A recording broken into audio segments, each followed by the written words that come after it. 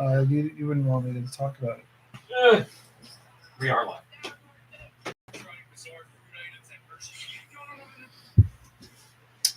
No. I'm trying bizarre food items at Hershey. But who was the lady that was in the new Game of Thrones series that has like the metal teeth things in her when she dressed up for the? I know. I don't know what the second part is you're talking about. She wore the cool.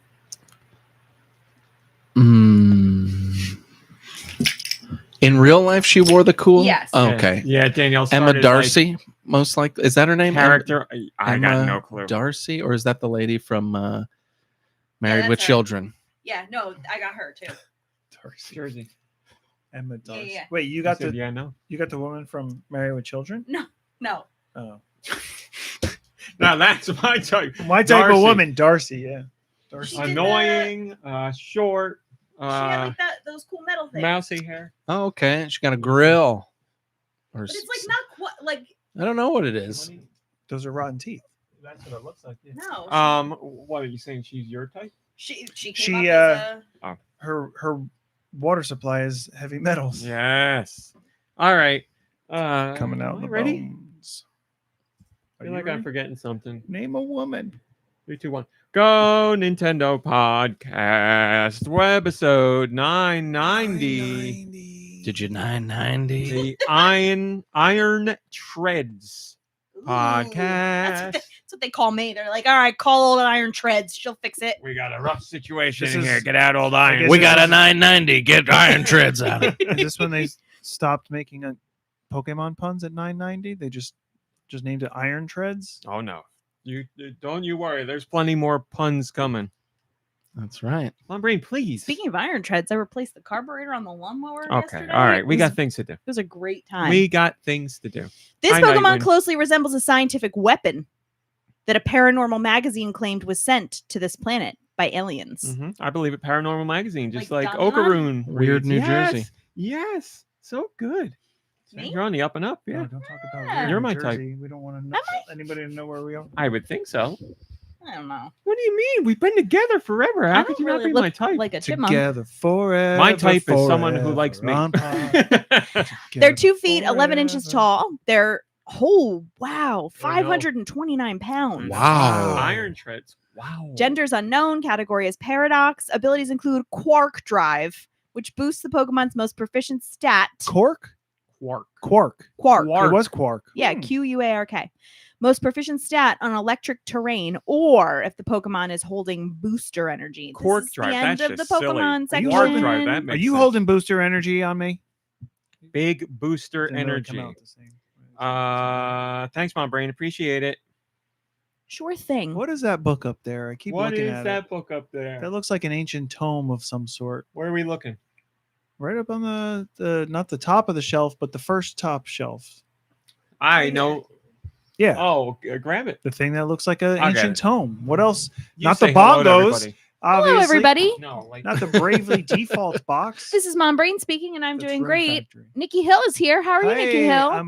I'm about to be much better. What do we think is in the box? Ow. Tchotchkes. Glad to be here. Trinkets. What? Echoes of the Unread. Well, certainly It's, is unread. It's a Nintendo cartridge prototype. NES game. cartridge. Have we talked about this? A I know we long did, time but I ago. don't- It's a prototype, as it says on the cartridge. Prototype. Yeah, that was we posted about that and promoted that. Not paid promotion, just promoted it, and it was a Kickstarter, and they were I remember. successfully funded. remember.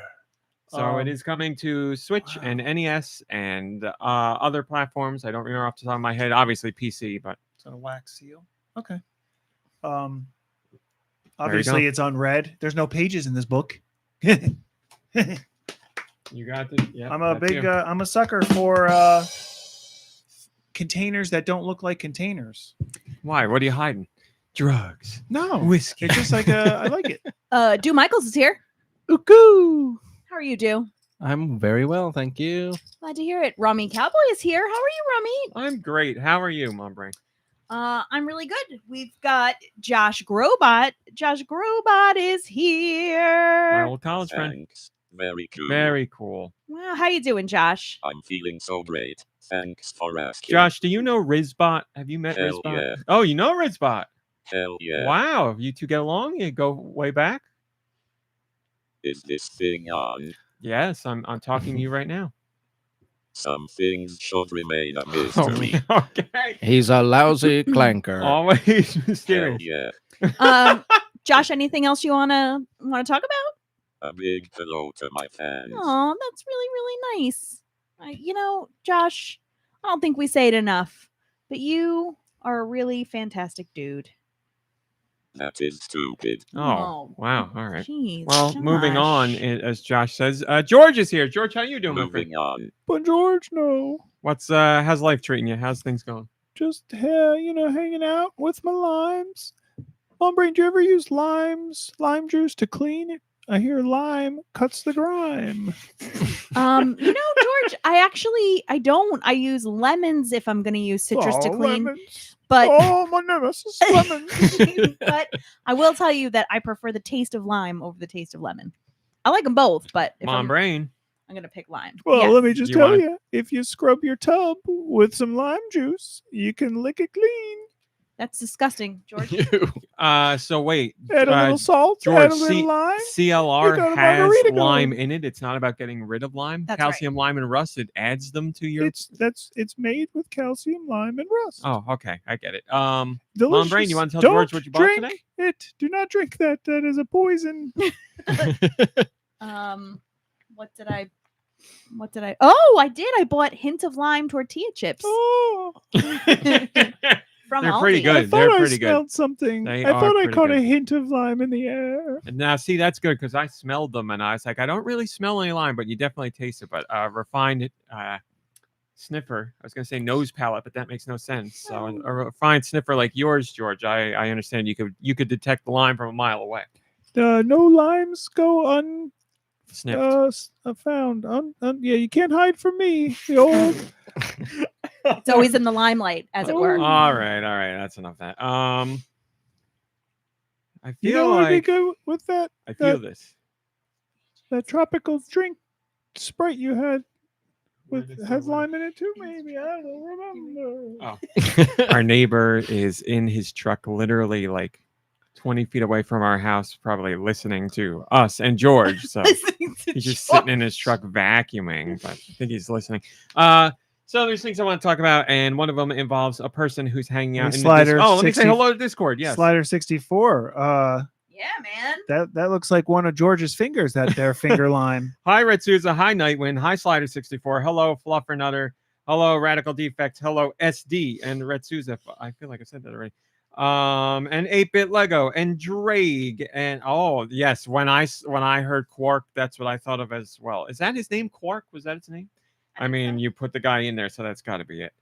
Hello, Vachi, and hello, Malik Halo, and Nicodrunia, and Gecko Kitsune, and Burn and Cheese, and whoever else. Thanks for joining us. I greatly appreciate it. Hello, Ice Dilbert, as always. Hello, Roth. Okay.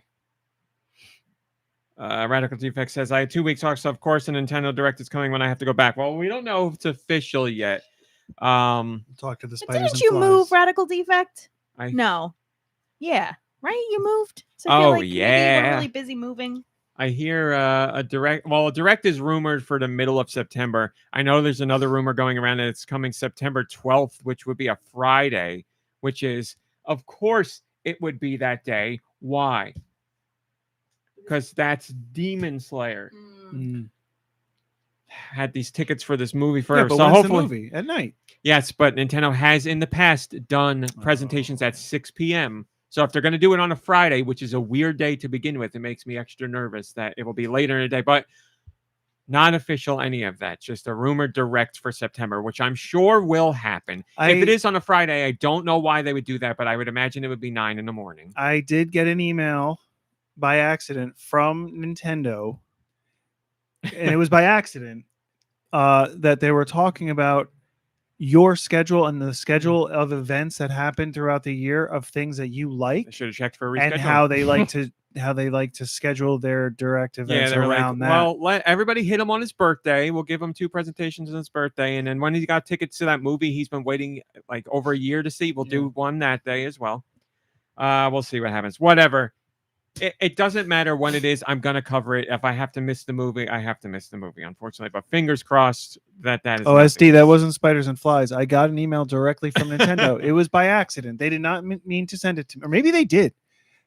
Maybe they're playing the long game. Yeah, the Spiders and Flies would have said something like the movie is now called Seaman Dayer. Oh, because they just switched the letters around. Pretty good, right? I also have tickets to that one.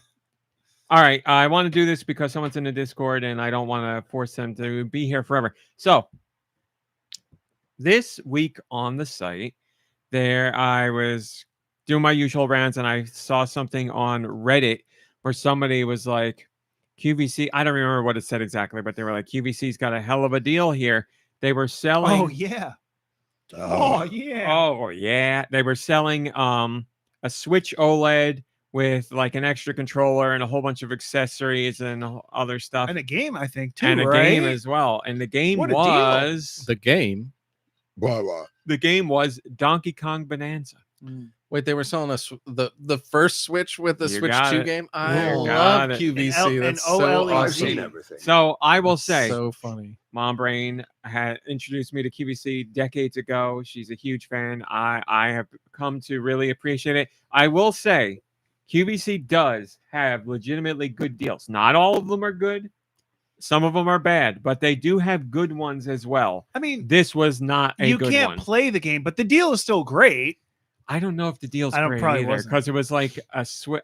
You know what? Let me just look Oh, it it up. might be a good deal because the Switch ones are now going up in price. So if you factor that in, maybe True. this was a better deal. Well, hold on.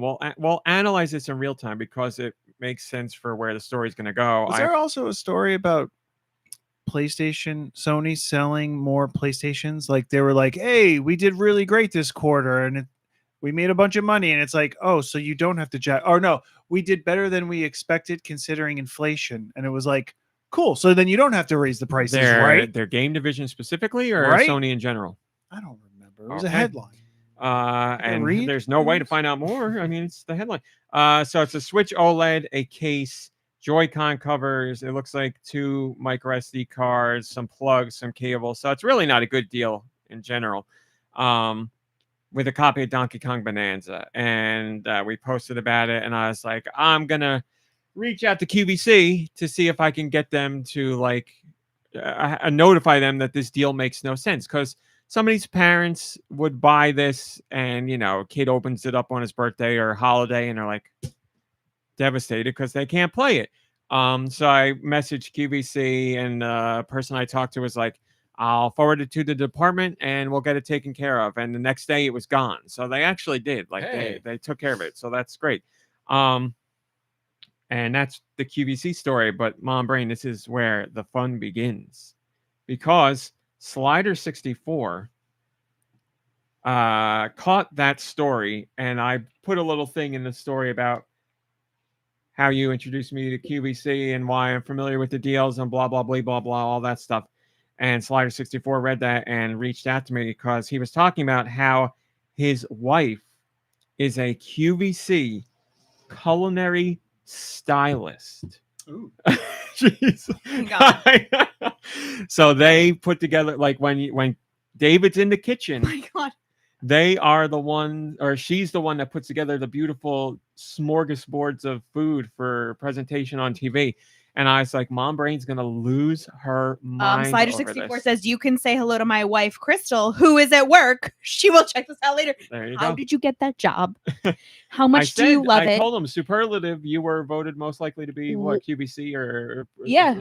whatever. Also, we need to know if we get to eat all that food. Who gets to eat all that food? Do you eat all that food? Have you had know if Rastelli's you wanna eat meat that after food. it's been squished? I need to know if it comes home Hi, to human you. fart. Good to see you. So Christelle, I'm so sorry. Christelle Oh yeah. said that David is very smart and very nice. So what you see on TV I is am the sure of real that. deal. I am sure of So that. you don't have to worry that he's putting on a persona. He's just as nice as he appears to be on TV. So this is your time to shine. Yeah, if you have questions, hit up Slider, and I'm sure Slider through Christelle can tell you everything you've ever dreamed and hoped of knowing about QVC. You could get the inner workings of how presentations are put together, like you said, what happens with all the food and all that stuff. Is this not your dream come true? Do you get a +1 to the Christmas party? Look at these pictures. Look at these pictures in the Discord. This is all behind the Also, scenes. I have to say, by the way, Christelle, that's a really awesome job. Like, just in general, like, what a fun thing to do, right? Like, to be able to just like style food. Man, I'm not gonna lie. Let's see. Oh my god.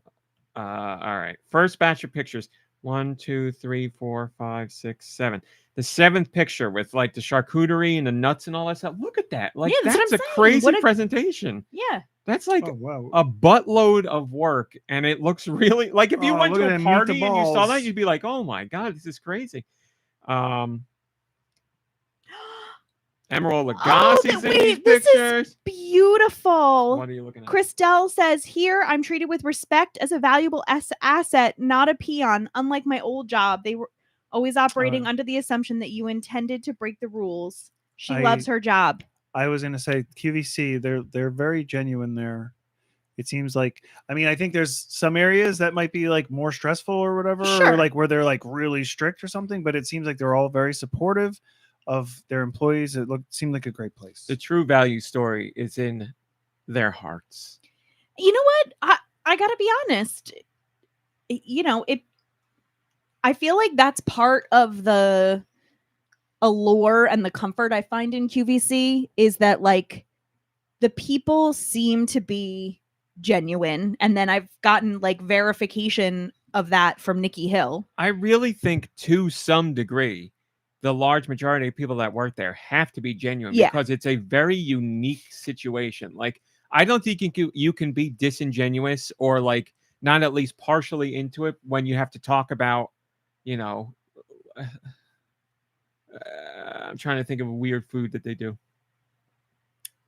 Whatever, doesn't matter. Like a box of nuts for like 30 minutes. You gotta like, there has to be something in you that has some kind of passion for what you're doing, some kind of belief in what you're doing, and then also that you really like the environment that you're in. So, MomBrain, I just want to bring that to your attention. Slider64, thank you for being in the chat, and I'm sure MomBrain, you can message them directly if you'd like to. And thank you, Christelle, for telling us and showing us and sharing your thoughts. I know this conversation will continue much longer after the podcast. For your service.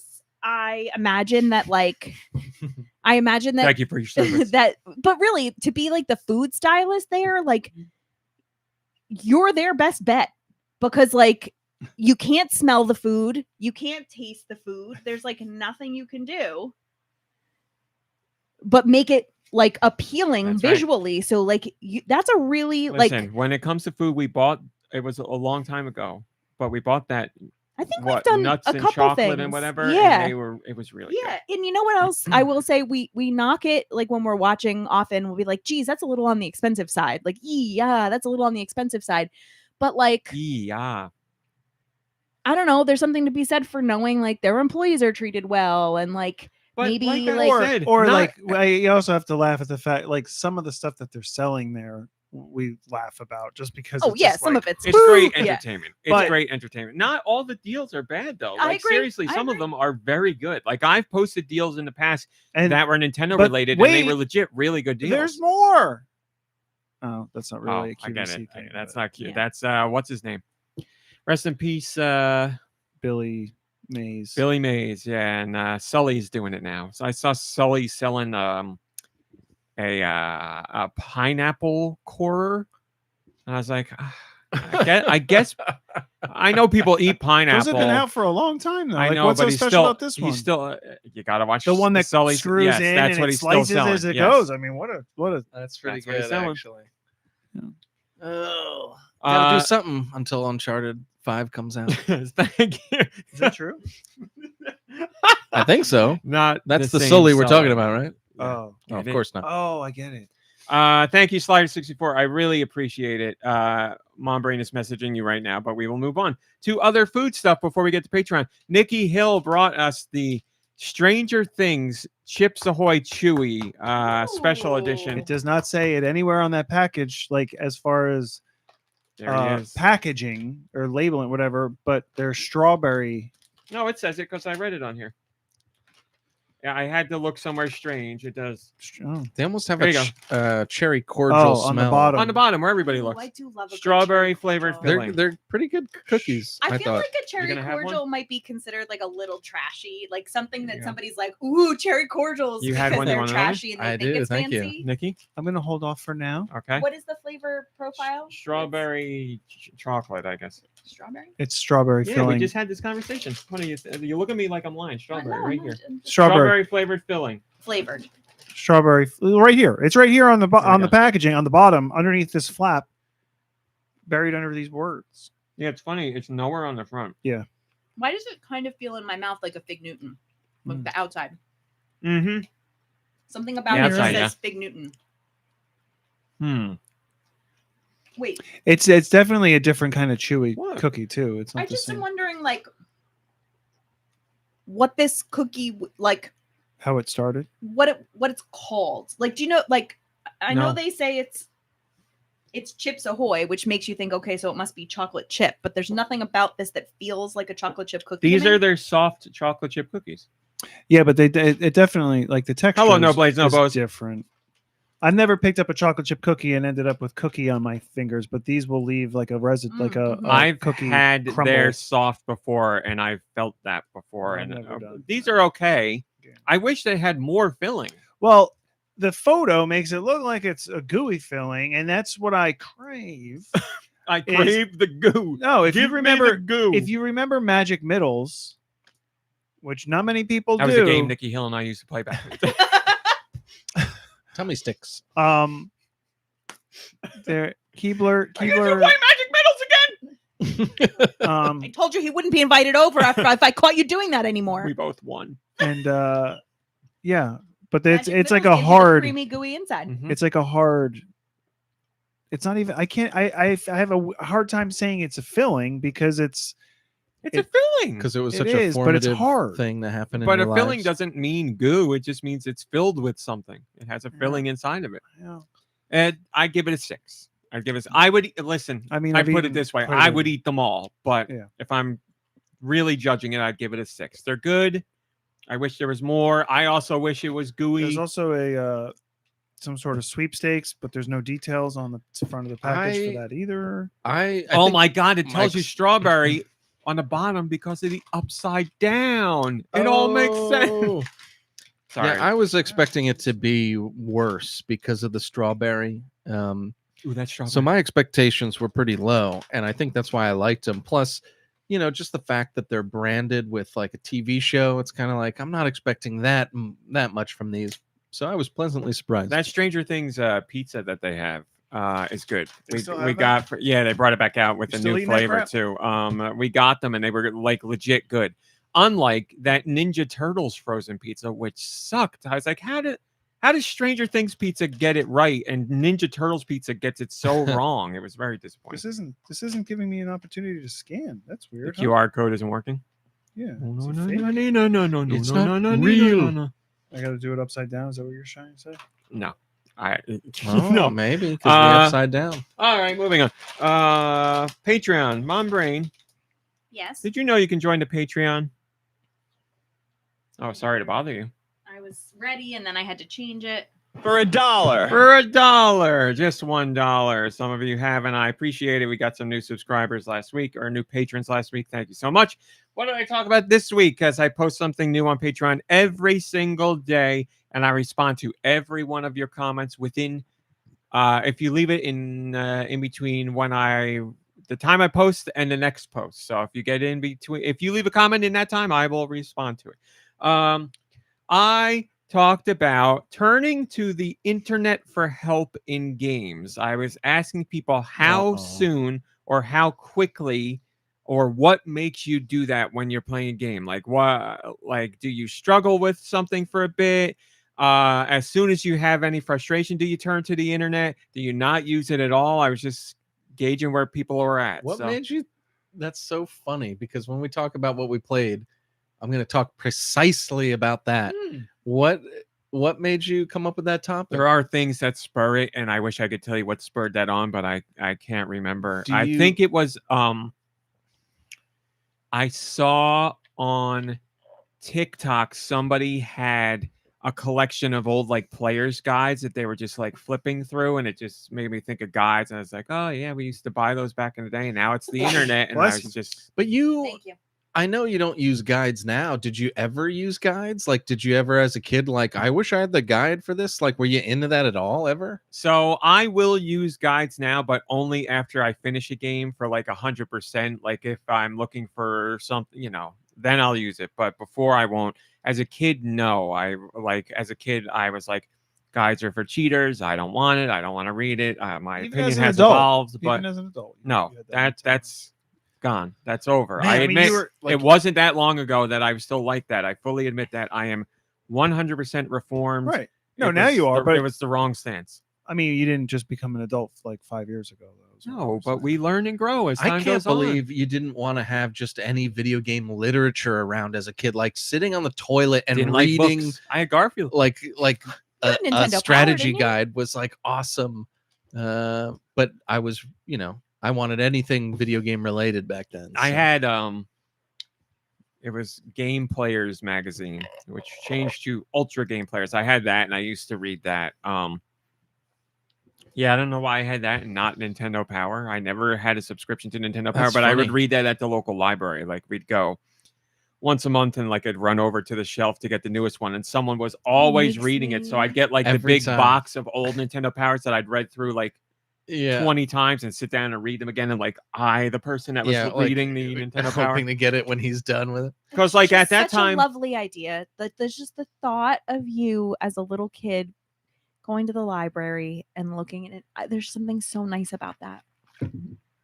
I only ever looked at the magazines, and it was only it was like fine. it was Nintendo Power. It was Boy's Life, because come on, I was a boy and I was living life, so how could I not? And yet, And highlights, of I course. bet. What are Highlights. Goofus and Gallon up to this week? Highlights was a great magazine. I think it's still out. Yeah, it is. Yeah, it's Yeah. still around. Yeah. The Highlights house is by where my gran used to live.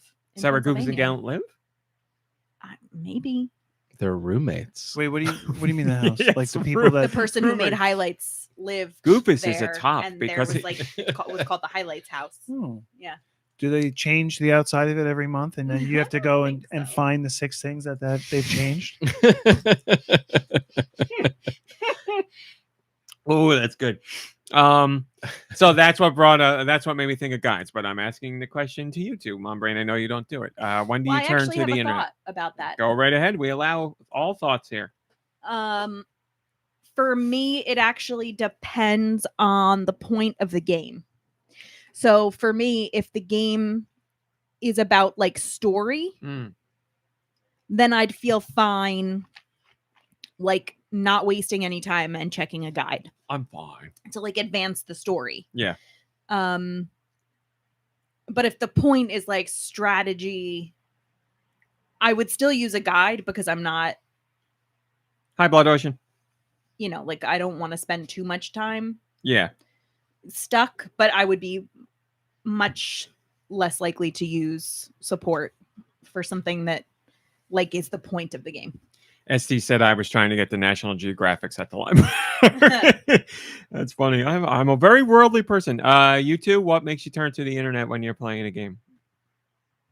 Oh, the frustration of not being able to figure something out. I mean, I guess you're going to elaborate later. I don't want to spoil. So yeah, for instance, there's a game I'm going to talk about later where I never would have ever even played it if I didn't look up how to do it.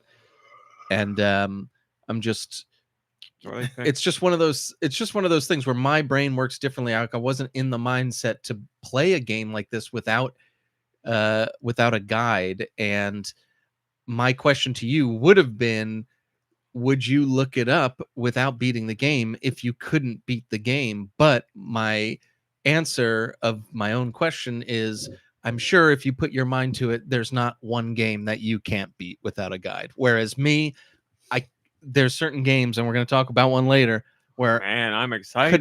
could never ever, because it's And never ever. well, S- yeah, because it's weird. I'm very excited. SD said, trying to catch all the fish in Animal Crossing.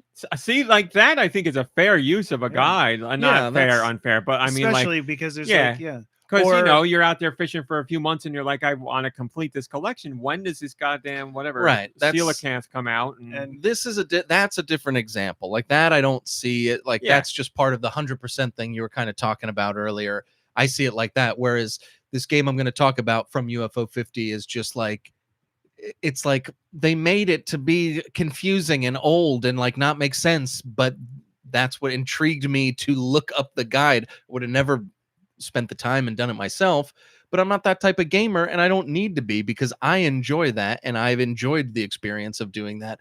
Whereas somebody like you, RMC, would rather play it until you beat it and then maybe look up stuff later and be like, Yeah. what could I have seen? Yeah, that's usually the way, or that is the way I go about it. Yeah, I definitely look stuff up afterwards, be like, oh, I could have done this that way, or there was this thing that would have made this easier. Yeah, just because I'm nosy like that. And there's different like tiers, like that one, what's that game, Tunic, where you're basically Link but you're a fox. Yeah. That game's challenging for me, but because it's challenging gameplay, not necessarily because I was confused where to go. Whereas this one game I'm going to talk about later, where it's like, who would even think about this? Like, you'd have to be from 1982 to even think about a video game like this. I got good news for In you. this way. You're from 1982.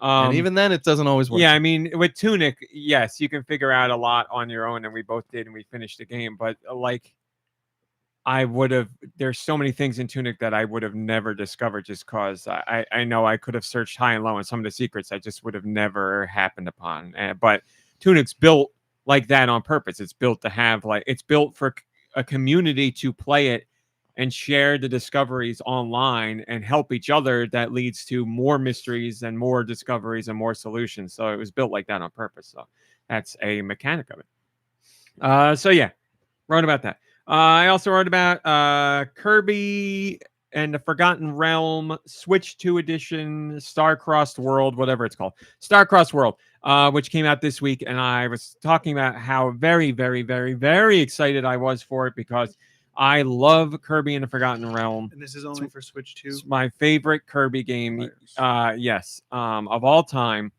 And getting brand new content for it is very intriguing to me, and I was very pumped for the release. It is out, and I have it, but spoiler alert, I didn't play it. Why didn't I play it? I'll get into that later, but I wrote about my excitement for that. I also wrote about visual novels and how much I love visual novels, but I haven't played one in a while. The last one I played might have been 1000 Times Resist, because I want to play them, but the ones I want to play, I know take a very long time, and I know I won't have the time to get into them, or they'll fall by the wayside when something comes out that I got to review or whatever. And when you're talking about visual novels, they're all story-based, and I don't want to forget story beats or what's going on, because then you lessen the impact of what's going on in the story. And the point of those games mostly is the story. So I was talking about how I need to make a point to get back into visual novels, because there's so many I want to play, like the AI Somnium Files trilogy. I want to play all of those. The third one's out now on Switch 2, and I haven't played either of the first ones, and they're both critically acclaimed, and the third one the same. And I'm like, man, I really want to play these, and I've missed all of them. What about Emio the Smiling Man? Exactly. I got to get back to Emio. You're exactly right. 100%. That one I wrote notes on my phone about, because I was like, I bet I'm not going to get back to this when I want to. And then there's a whole bunch of other ones. So I was talking about that. Somebody was saying that I know of the game. It's on Switch. Might be Switch 2 and Switch, but I think it's just Switch. It's called And Roger. And it's a visual novel, and it's supposed to be really good, but it's like an hour long. So you could bang that out, no problem. So I was like, that's what I need to do. I need to get into that one, and then Stella's got to get a groove back. So then once I play that and get my groove back, and then I'll be, in the mood or ready to move on to something similar. So I just feel bad, because there's so many visual novels that I want to play, and I love that genre. And I wrote about how, 2 decades ago, visual novels here weren't a thing, or were very, very, very rarely a thing. because we didn't have digital distribution and publishers here weren't taking a risk, quote unquote, on visual novels. But then the DS came about and Capcom decided to bring over Ace Attorney, and it was a big hit. And that certainly helped pave the way for visual novels. And now it's like a regular genre. So it's great. It's really great to see. I love the one with the lady who's evil and the guy, and The one we both played. Yeah. I don't remember the name, but yes, It's coming out that your sister chapter didn't by love. chapter. Yeah, she's a jerk. I gotta Oh look it wait, up. that's made by somebody you really like. I'm looking it up. Soul of Sovereignty is the game.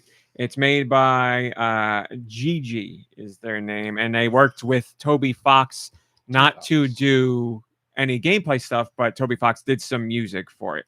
And if you also are playing that, the developer said all the artwork is pretty much done for the third chapter. Now they're just gonna finish up music, and then hopefully it'll come out next year. Music. So visual novels, got to get back to it. I wrote about K-pop, Demon Hunters, and Demon Slayer, and wondering if Hollywood is going to learn anything from these massive successes, because they are undeniable so far. More demons. That's what I wrote in my post. I was like, is it just that both of these things have demon in it and people like the demon word?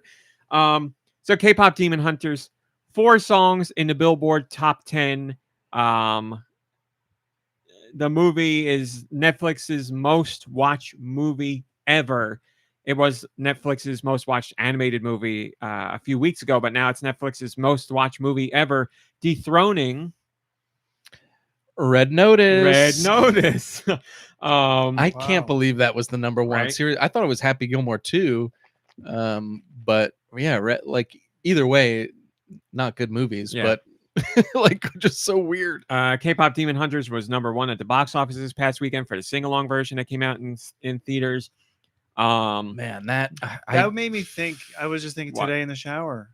No. Let's do it. I'm glad people are enjoying that. I can't think of a worse experience for me than being at like a sing along of this. Like Oh, I just because I don't want to be a part of that. Like I want to, And I like that's what I And that- yeah, you would want, love that. 100%. Or But I like- know like when you go to that, it's going to be like 90% little girls, so Yeah. I'm not going to go to that. But So the idea of interestingly- everybody getting together and watching and experiencing and singing and having fun and getting up like to the front of the screen, I love it. And I'm like, that's like with It's like a concert. Endgame. I was Yeah. like, that moment, seeing Endgame in the theater is one of my favorite moments ever, where the whole crowd was there and into it and screaming and yeah. jumping up and down. People and were sitting on the excited, floor and yes, because- it was yeah. like unbelievable. And I don't know if we'll ever get another moment like that. But these So- K-pop Demon Hunter fans are. Interestingly enough, I just got a message today from the parent of one of my middle schoolers that her daughter has been listening to a song from K-pop Demon Hunter nonstop, like on repeat. And I was like, well, I've been hearing a lot of it too around my neck of the woods, but like, it's just like so pervasive, makes it sound bad. Like it just has so permeated like having a pop moment. culture. And I feel like, especially now with like TikTok, at least it happens with me where like I hear a song somewhere else and I'm like, that's from TikTok. Like Hi, I feel Tony. like people are hearing stuff that they don't know like what it's from or whatever, but Hi, they're William. familiar with it Yeah. because they've heard it. I so got a many TikTok times. that was like, you think you don't like K-pop or you don't know Yeah. K-pop. Here's all the K-pop you've heard, know, and probably like. I think it would be fun. It would have been funny, or I would have, laughed a little bit maybe to go to a sing along, because some of those notes are so dang high to hear an entire you're- theater of people trying to hit those You're not notes going and to be hear, like, You're "Ooh!" going to let the emotion out. You're not going to hear experts singing. But so. like belting out Mhm. and just like letting loose. People, I mean, not to sit there and make fun of people, but like But- to celebrate it. But also, there's F going to be a them moment where kids. it's just like, ooh, ooh. That's not the point, Nicky. No, That's not the point. but I'm saying go and belt it out, because that's what it's all about. So I was talking about that success, and then Demon Slayer, which hasn't come out in North America yet, but How's Demon the Slayer music in has Demon Slayer. the music in Demon Slayer is killer. It's really good. It's not Slays, it's perhaps. not stuff you sing along to. Well, I sing along to it, but it doesn't have lyrics or anything. But that movie's been killing it in Japan. It's been selling out theaters. It's like on track to be their biggest movie ever. We're getting like I said, the movie's coming out here, but we're getting like the popcorn bucket treatment and all that stuff. And people Ooh. like Oh, you're gonna anime you're fans are probably like, gonna gotta this get is it. popcorn bucket. This is our moment. Like this is going to be a #1 anime movie in theaters when it comes out. And I'm like, oh my God, it's finally going to happen. I don't know if our theater that we're going to is going to have a popcorn bucket, but if they Probably. have one, I will Oh, definitely yeah. get one. What are Do the you know what it looks popcorns? like? Yeah. I've seen a whole bunch of them. There's a whole bunch of different designs. Yeah. There's ones I want Are more there than like others. really inconvenient designs? Like the footprint. A couple of Yeah. them are, yeah. People were loving that though, by the way. And I mean, I think it was great to have like There- a giant dinosaur footprint, There's one, the one that I but want it's just not practical. Could you imagine eating cereal out of that though? Like, whew. is Demon. Hi, Steve. Good to see you. Is Actually, Demon Slayer bigger think- than Attack on Titan? I feel like you'd put it on your desk and make a Zen garden out of it. No, that would be good. I don't know. That's a great question. I think time really hurt Attack on Titan because it was so long in between seasons. I would say Demon Slayer, in terms of general popularity, reaches a bigger audience. I think if Attack on Titan came out, at the same cadence that Demon Slayer has, they'd be neck and neck. Maybe even Attack on Titan would be bigger. That's just all guessing. But the popcorn bucket I want is an infinity popcorn bucket. The movie's about the Infinity Castle, which is a castle. It's like a MC Escher kind of thing. But the popcorn bucket, it has lights on the inside and a whole bunch of mirrors to make it look like you're looking down into a pit. That's the one that I want. But I don't even think that's going to release in this country. We have like the usual, like a big popcorn bucket with I thought we were gonna designs. get a picture. Are you But gonna, we have like a film canister one, and there's another design too. are you going to tell them to hold the popcorn and just get the bucket? No, because she'll eat the popcorns. Um, There it is. There. Oh, That's the there one it that I is. want. That's the one that I want. okay. Man, that's cool. And the inside is even lit like the Infinity Castle in the movie, which makes it even better. Oh, But it's 89 RN. yeah, exactly. Like I said, I don't think that one's releasing in the States. Or hello, 10 Division. Good to see you. What does RN stand for? Real money. Roomies. Yeah. So yes, I wrote about those two, and I'm like, these are incredible successes that are undeniable. Will Hollywood learn from them? Now, obviously, Demon Slayer or K-pop Demon Hunters was made by Sony, and we have American and other industries or other countries working to create that movie. But we've seen how huge it's become. So you'd have to think Hollywood will look at that, and hopefully when Demon Slayer comes here, it will, it's not going to be as big as it was in Japan, but you got to look at how big it was in Japan, and it's going to be very popular here too. You have to hope Hollywood would look at this stuff and be like, okay, animation isn't just for kids in the States. Like, animation is for everybody and for older audiences, and we can do this, that, or the other thing. And I'm very hopeful because this is not just like, it's a big hit and it's a Pixar movie. Like, it's a non-Disney hit. It's multimedia. It's reached all age ranges, and it's not a Pixar and it's not a Disney. It's not like a sweet, sappy, sure. It has sweet and sappy elements to it, but it's different from that cookie cutter mold. And I'm just hopeful that Hollywood looks at this, and Hollywood specifically for the U.S. and is like, maybe we need to rethink some stuff. I'm sure to some degree that will happen. On a larger degree, probably not. But Blood Some Ocean people are, says but Hollywood I don't never really learns. I don't expect executives to be making that decision. Mm-hmm. Like you just said, like the whole situation with K-pop Demon Hunters and Sony spending $100 million to make it and selling it to Netflix for, what did you say, 20 I million? think it was 20. Yeah. Like their decisions don't really seem to make sense. I don't know. SD, that is very funny. SD says no live action Hollywood Demon Slayer. Yeah, I mean, I would not want to see that either. Is there a way it could be done? Sure. I don't want to see it, but it can exist. It's just not for me. I mean, this Jaws popcorn bucket's pretty great, where it's the shark saw that head. one. And Steve Weiss says, I'm new in out chat now in here, theaters. but I want you guys to know I've been listening to this podcast from almost the beginning, on and off. It's so comforting to see you guys still going. Well, we're still here, damn it. And thank you for your support. And thanks for joining the chat. we greatly appreciate it. And we're glad we can give you something comforting in times of whatever you need it. Yes, I saw Toxic Avenger stuff. How about that? How about that for an example of what to do to promote your movie? What Toxic Avenger is doing, or Cineverse is doing with Toxic Avenger. Go right ahead. I can't talk about it in detail. I don't know what they're doing, so you have to tell us. Well, they're donating proceeds towards paying off medical insurance debt. So it's basically like they said that publicly. So now, anybody who doesn't go see that movie is part of the problem. Man. That's not really it. That but movie's hard to find in theaters. It's not getting like a wide release. Is the I problem. think it is. Let's see. I mean, it's not a definitely- wide release. It's definitely not a wide No. release. Toxic Avenger. How big movie release? Let's see if that gets me. Or what I sent you guys earlier, that The Long Walk, the promotion for that is some places are gonna have treadmills set up and you have to walk the whole time. 'Cause that whole movie, it's about a group of people who are told that they need to walk, and if you stop walking, you get killed. So you want to be the last person walking so that you stay alive. And so in the theater, Did you know this? if you stop I know walking, what- We can go to our. you theater get and kicked see it. out. I knew they were doing stuff at the theater. I didn't know that ours was. No, I can't find what I'm looking for very quickly. But anyway, so I wrote about those things. We'll see. But I think the chat is. I think chat's right. Hollywood never learns. I hope that's not the case here, but we'll find out. I wrote about Hollow Knight Silk Song, which has a release date. It's coming out September 4th, but that's not what I wrote about specifically. I wrote about there's discussion and pushback and anger from some because the reveal of the release date for the game has led to a number of developers delaying their games because they don't want to compete with Silksong.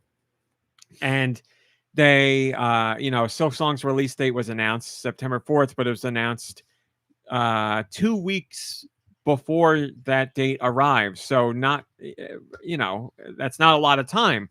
So a lot of publishers and developers are like, oh crap, like that's coming out in 2 weeks. So we don't want to go up against that. So they're delaying their games. And some people are like Team Cherry, Silksong developer. They're like a little miffed with them for not giving more advanced notice of the date, or perhaps conversing with other developers or publishers to get on board with some sort of calendar of releases, or give them some generic idea of when the game's going to be coming out. It's an interesting discussion to have. Like, I don't know how devs and pubs talk to each other as far as like, here's what we're thinking about for our game. And I don't know if they even have those discussions. I'm sure to some degree they do, but I'd say probably a larger degree they don't. And there's not going to be any perfect date where you pick a date and you're not going to impact any other game. But there is something to be said for, here's Silksong, you've been waiting 7 years for it, and it comes out 2 weeks from now. And other companies like, oh my God, 2 weeks. Well, we don't want to go up against that. Now we got to delay our game. I mean, do again, they so. complain when Nintendo does that though? Like, I mean, they don't do it for like their big games, but they publish games and they do like surprise releases for things, don't they? Yeah, but that's the thing. It's not 7 years worth of buildup for a sequel people won't stop talking about, and then it's surprise it comes out in 2 weeks. It's a different situation. Like, it'd be like, this is the indie equivalent of Rockstar being like, here's GTA 6, it comes out 2 weeks from now. And then everybody would be like, well, what do you know? Well, then our games can't come out then because we're going to get overshadowed by a lot. So I'm not saying it's right or wrong. I'm not saying either side of the fence. I'm saying it is an interesting conversation to have, because you can understand indie dev frustration because they have this calendar date. Maybe they've had it for a few months or even longer than that. And then 2 weeks before they're supposed to release, Silksong guys are like, Silksong, September 4th. And they're like, oh, we spent all that time marketing. We had the marketing budget. And now why would we come out then? Because everybody's going to be playing Silksong. So a couple developers have said their date is staying strong. They will come out on the 4th as well. But there's been at least 9 games now that I know of that have delayed their release, including games that have already gone through delays. Like Demon School is one I've been really looking forward to, and that's been delayed a couple times, and it finally had a solid date locked in, and then they found out Silksong was coming out, and they're like, well, now we're going to push it back again. So yeah, when I was writing this Patreon and talking to people in the comments on Patreon, I was thinking I should put together an interview with some developers to see like what goes on behind the scenes and if there's any discussion with other companies or like how they plan this stuff out, just because it's a part of the industry I don't really know about, or I don't think a lot of people know about, just how these decisions are made. And obviously, it sucks for a lot of these indie developers because they don't have a big budget. So if you are marketing and putting budget towards marketing, and then something like this happens, you're like, oh, I spent all that money on nothing. Where now. do they market these things? Because I don't know if I see any Social advertisements. media, streamers, bought ads on, whatever, that get on a whole bunch of different sites through Google or whatever. Yeah, streamers is probably the biggest one. You get streamers to play your game and they talk about the release date, and then, you get all that coverage, and then it's like, oh, well, now that date isn't true anymore. And then you just hope people wish list your game and find out, oh, okay, it got delayed and we'll get it whenever. But who knows? So like I said, I need to learn more about it. But I see the conversation going on, and I do think it's a valid one to have as far as just figuring out how companies feel and how these things are navigated, because it's a tough situation. Steve says, I hope Metroid is a December release. I want to have that game to cozy up with during the holidays. Yeah, we don't have our date for Metroid yet. There's nothing lined up for September from Nintendo, but there is a direct. So, or we don't know if there's a direct officially. There's probably going to be a direct, and there could be a shadow drop in there. But we have Hyrule Warriors: Age of Imprisonment, and we have Metroid Prime 4 Beyond without locked-in dates. Metroid is this year. Zelda is this winter, which could also be next year. So December for one of them for sure, but what one will it be? Are they? Would it be rare to do a shadow drop of something that big? Metroid? Or the Metroid, Hyrule? no. I'd say Zelda, yes. Zelda will sell more. Metroid's like a prestige project for Nintendo. That's just the way it is. It doesn't sell tons. It'll sell like 2-3 million, something like that. Not that that's bad, but as far as Nintendo franchises What's go, the Zelda? What am I missing? Age of Imprisonment, Hyrule Warriors. Okay, yeah. But that will definitely sell more than Metroid will, without a doubt. So yeah, I don't see them doing a shadow drop of that. Well, it wouldn't be a shadow drop because we already know the game and a rough release date. But a surprise launch of it, I don't see it with that. Like, I think that's too notable of a release. But do you think Metroid, they I could could be see that like, happening. Metroid's coming out in 2 weeks or something. I could, well, yeah, yes, I could see that, because like they know But that's the another dedicated thing. Metroid fans are going to buy it, and it's probably not going to reach out beyond that. Metroid, hopefully, one day has its moment where it has its Tears or Breath of the Wild moment where people decide like, oh, this franchise is awesome, and I want to play this. We haven't had that for Metroid yet, but it's still an important franchise to Nintendo. How long was the wait after the announcement of Metroid Dread? It was later that year. I'm going to say 4 to 6 months, maybe 3 to 5 months, something like that. Will Metroid ever have that moment? I don't know. I mean, if 3 incredible first-person games and Metroid Dread didn't give it its moment, then it's not going to have that moment. Yeah, but I mean, you could say that about any Nintendo franchise. Yes, Zelda sold more than Metroid, but it wasn't like a 10-20 million seller. And then look at how long it took for the Zelda franchise to get to Breath of the Wild, and then that sold over 30 million. So like it could happen. I don't know what would be the motivator to make it happen, but it could happen, sure. It could happen. And I'm glad I'm not the one that's trying to figure out what would make that happen. But yeah, maybe put a lot of blood in it and make Samus a man. That'll do it. Metroid's too woke. Yeah, Unreal Engine. Nintendo has used Unreal Engine. I don't Put know her in what. an American flag bikini. Well, she's been in bikinis before, More not an American muscles. flag. I'm She's thinking pretty like muscular. Gears of War muscles. That's what I'm Oh my god, she's not in her suit. She's just in a bikini, American flag bikini, and very Gears of War muscular. Yeah. Wow. It's like if Paul Verhoeven directed the game. And she Which does is also funny because we're like, at what point, like, We don't even know. Is she even from Earth, let alone America? Welcome But she to has an Earth. American flag. Remember me? SD says Metroid starring Sam. There you go. You fixed the problem right there. I'm not Samus. I'm Sam. I'm Sam. What else we got here? I wrote about the Nightling. Do you know about the Nightling? Have you heard about the Nightling? I have. It was a game that was supposed to come to Switch, and I was pretty excited about it because it looked like a AA or mid-tier game like we used to get back in the GameCube era, like Vex or Billy Hatcher or something like that. It's like a platformer, action adventure, open world, Zelda-ish kind of game with a like pretty colorful, cartoony style, starring a knight, and it looked like a lot of fun. And then the Switch version got canceled, unfortunately. I hope it comes to Switch 2 because when they announced this game, they announced it day one for Switch, but that isn't happening anymore. So I'm now hopeful behind the scenes they're working on a Switch 2 version, but it's out now on PC, Xbox, and PlayStation. And not a lot of people know about it. And the people who are playing it are saying some interesting things. Like they're saying it's good. Some of them are saying it's really good.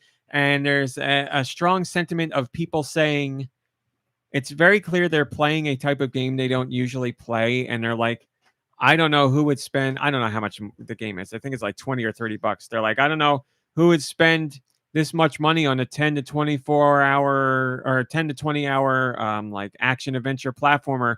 I need story to make a game worth my money like that. And I was like, wow, this is like completely opposite of how I feel about games. Like, you know, you play something like Donkey Kong Bonanza, which has a story, but the vast majority of the game is focused on gameplay. I would never be like, not worth $70, not with this story. I need more story because, like, I sit down to play a game, and yes, there's visual novels where you just read stories and all that. That's you know, a quirk of the industry that I really like. But when I think of a video game, first and foremost, I think of picking up the controller and playing it. And people are like, I'm only going to pay this much money if I get story. And I'm like, that's interesting. I'm not saying it's wrong. Everybody votes with their wallet, so do whatever you want. It's just I haven't thought of things like that. But the game is out. I don't think it. I don't know how it's doing. I think it's a shame that the game isn't on Switch because I think that's really the audience for this kind of game. Like I said, colorful platformer, action adventure, Zelda inspired, open world. Gameplay centric, not story focused. So I think a lot of that fits in with Nintendo fans, but we don't get to play it hopefully someday. So I wrote about that game to see what you guys were thinking. And it seemed like those of you who commented, A, didn't know about the game, and B, would be interested in it. So we'll see what happens. And then finally, I wrote about Heartworm, not actual Heartworm. It's a game on Steam. The developer is hoping to bring it to consoles. Didn't name specific consoles, but it is a PS1 aesthetic, Silent Hill, Resident Evil, and a little bit of Fatal Frame, that kind of game with a heavier emphasis on story. And it looks really cool. It's an indie developer, and it's their first game, as far as I can tell. I researched to see any other games that they've worked on, and I couldn't find any. Reviews are, there's hardly any reviews out there because people don't know about the game, but the reviews that I saw were very positive. And then on Steam, the review average was very positive. So I posted a trailer and talked about the game and how I like the PS1 art style. Like I like that's being embraced as an art style nowadays. It's funny, one of the developers at Square Enix was like, mad that is an art style that's happening now because he's like, we spent so much time back in the day trying to make things look as good as we could, and we were so pissed off that that's the best we could do, and now people are like trying to replicate that look for that and time. He's like, that's, I don't remember the exact words, but he was annoyed about it. And I'm like, man, you would think you would be the opposite because you'd be like, you know, we worked so hard and we couldn't achieve what we wanted back then, but now people are looking at it as something beautiful. But instead, he's just mad. So. I see where he's coming from, but I'm a psycho. People looking at this and thinking it's beautiful and trying to replicate it and honor it, that makes me angry. I was going to crap on it when you said PS1 style, but then you said Resident Evil, Silent Hill, and that Fatal Listen. Frame, and then I shut my mouth before Listen, I even opened I it. phrased things very particularly because I knew you were going to hop on it right away. So I was like, I got to get these other things out right after I say PS1. Because that's exactly what I want is a classic Resident Evil style game. Yes. I was watching the trailer again for the newest Resident Evil that's coming out. They put out like a gameplay trailer, and I couldn't be. Looks fine. I played the other two first-person ones, and I liked them, so I probably play this and like it. But I couldn't be more bored with the trailer. I just wanted it to go back to the way it was. But I realize I am ancient, and time has passed me That's by. what I also wrote about. I said, like, yes, I like that visual style. That might get me to like perk up or make like take notice if I'm watching a trailer just because I'm interested in that art style. But I'm open to any visual style. But I do miss that genre or that approach to survival horror because, like, modern day survival horror is very different, and I miss like fixed camera angles, specific kind of controls, like because I think that made a vibe or an atmosphere that lent itself to the nervousness, this scared feeling you get from those games because you're limited in like what you can see and what you can do. You don't know what's going to come around the corner because you literally can't turn the camera that way to look. Like you just were walking into the unknown. And I think that psychologically added to the experience. So, and I just also I really like that style of stop, plant your feet, shoot. It just feels good to me. Like Resident Evil 4 just feels so much. I know the camera angle, you can do whatever, but that I think Resident Evil 4 is a perfect marriage of old school survival horror and more modern stuff. It just feels so good to play. It's very satisfying. It didn't lose so much of its original identity. Like all the weird puzzles and stuff are still there. So it's like a nice bridging of the two worlds. But modern day, we don't really.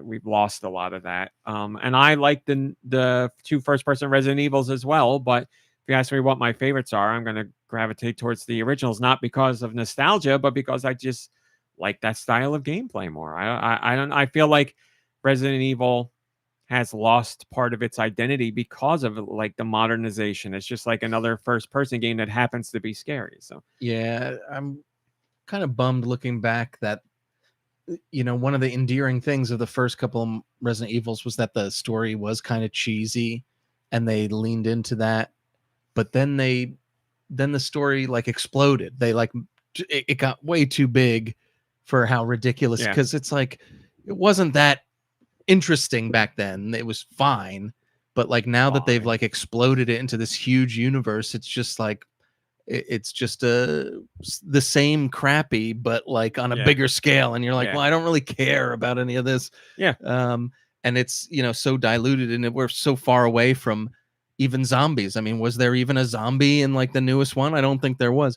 So depends on your very loose phrasing. Yeah. If you ask me, I would say no. Right. So, yeah. So like that's kind of where we are. And like, to be honest, if you gave me 7 and 8 and took out any, I think Chris Redfield might be in it a little bit. If you took him out of it and didn't tell me what the title of it was, I probably would have played like half the game without being like, this is a Resident Evil game. Yeah. Like you wouldn't even know. There's a game coming out from Bloober Team, the horror guys, called Chronos: The New Dawn.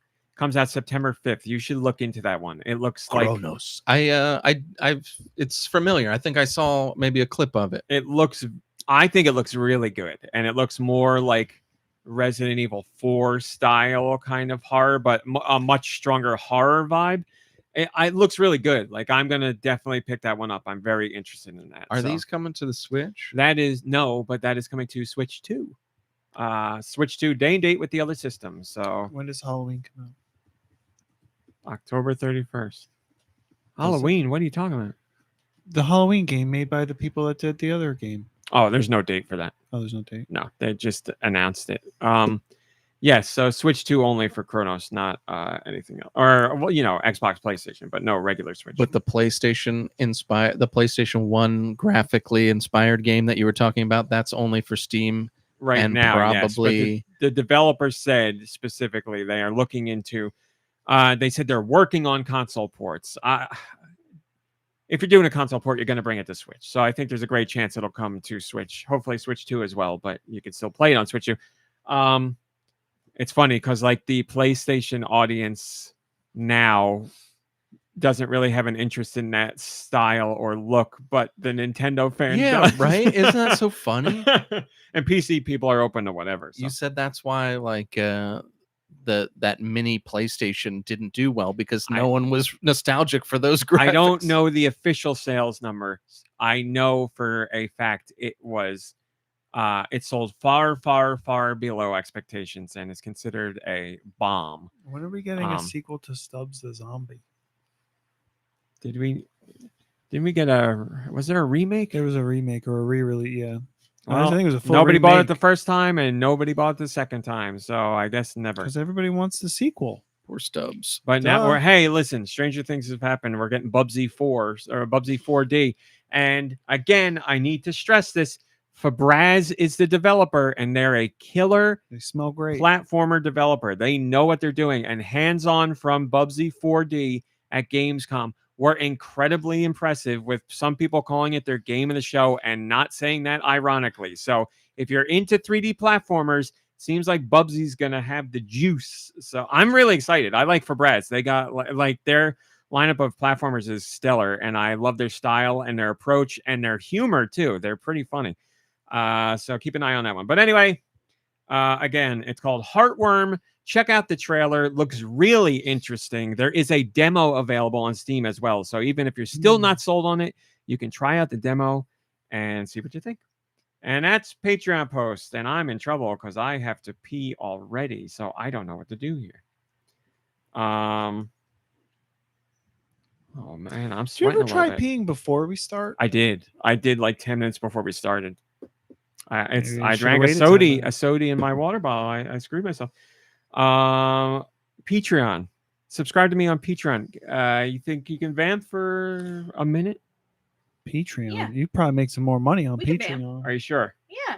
Pistreon. I Go will piss, work girl. harder to avoid this next week. I Go piss, girl. apologize. Don't- 3, it's- 2, 1. I'm going away. What are you gonna do next week? Eat more bread? Just soak it up? Like what is it? Right on the table. Actually, That'll make some money too. I Oh, but he doesn't like making money.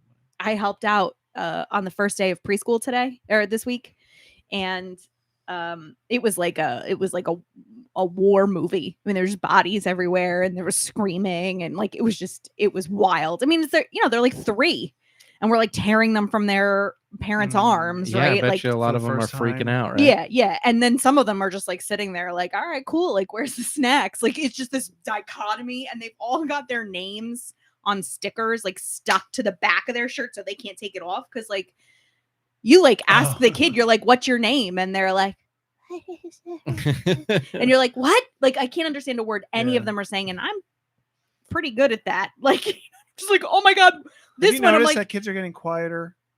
no, definitely not. Oh. No, I mean, they're just nervous and, hard to understand. And they're all sitting on the floor because they have to, like, there's like a, whatever. Like, if it was your class, it would be like Hills Hippos and, Deux Donkeys, so that the kids don't have to read. They just see the picture. So they're sitting with their like teacher's picture, like the whole shebang. And I don't know any of their names, and they're like a maniac. So I'm like, come here. And I'm like looking at their back, and I'm like, little Samuel, go sit down.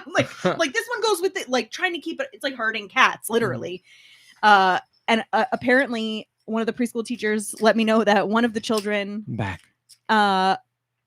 just in the middle of the day, they were like doing whatever they do on their first day of preschool, and she just squatted and pissed just like in the middle of the classroom. Nice. Yep. That means that she's comfortable in their That's right. environment. It's I good think. that the students feel comfortable day one. She had a That's dress on. She No was more probably com- just like, all right. Number 1, not day 1. Yep. All right, Is that hit what me with the happens at music. home, Let's go to though? news. Right. It was like, I was like, all right, girl.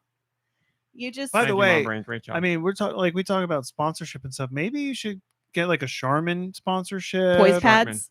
I said negotiations are underway. Charmin or Now I'm blanking on the name of the company. bidets. Depends. No, I remember. I forget. God, this is terrible. Well, I'm ruining it for you right now. I'm having a brain fart. Mm. We talked about it a couple weeks ago, and I said I'd reach out, and I reached out. Yeah. Menon? By By Menon. Menon. Fine. No, an actual game company that we were talking about. Oh. Oh, it was Fan Fan Gamer. Gamer. Yeah. Accolade. Fan Gamer. All right, here we go. What do we got in news this week? Let me tell you. It wasn't too much in the way of top stories this week. Do we have to do this one? No, we're not going to do that because it's old. Okay. Finally. Word on the street is that multiple developers are still having trouble getting Switch 2 development kits.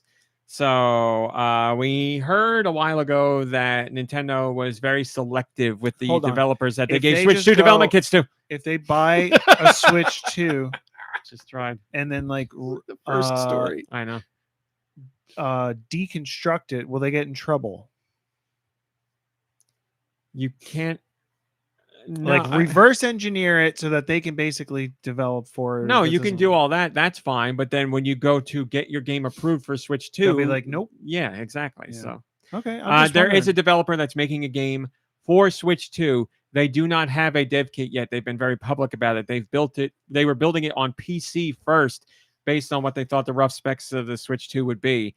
And now I believe they're still waiting on a Switch 2 dev kit, but like the game, they know the game will work on Switch 2. Right. Blah blah blah. And basically they can Nitrome's still game. develop and then have to like tweak things to like the majority of things can be ported or retrofitted in a way Yes. potentially. So What's that stack behind you? Are we talking about that stuff? yeah, we've talked about it weeks ago. We went through every single game that's there. I Oh, talked about yeah, I how I wasn't played here. one of them. Yeah. I wasn't here. You want to look at Sorry. them? No, I'll give them to you. Damn. No, that wasn't. No, I wasn't upset. No, That I'm so sorry. I Tell wasn't- me the news from this week. Let's stop talking about old news. No, I wasn't upset. That's not. It came Gosh. out. Yeah, I didn't mean to no, sound like that. Yeah. All right. Yes, I think it it's- was the week that Did I- Lube is anybody- was here. I think because I yes, remember someone you're was right. sitting yes, here. Yes, because we Is- had the Sabrina game and Lube was excited. Is about the anyone Sabrina going to try these Chips Ahoy cookies? Try another one? Go right ahead.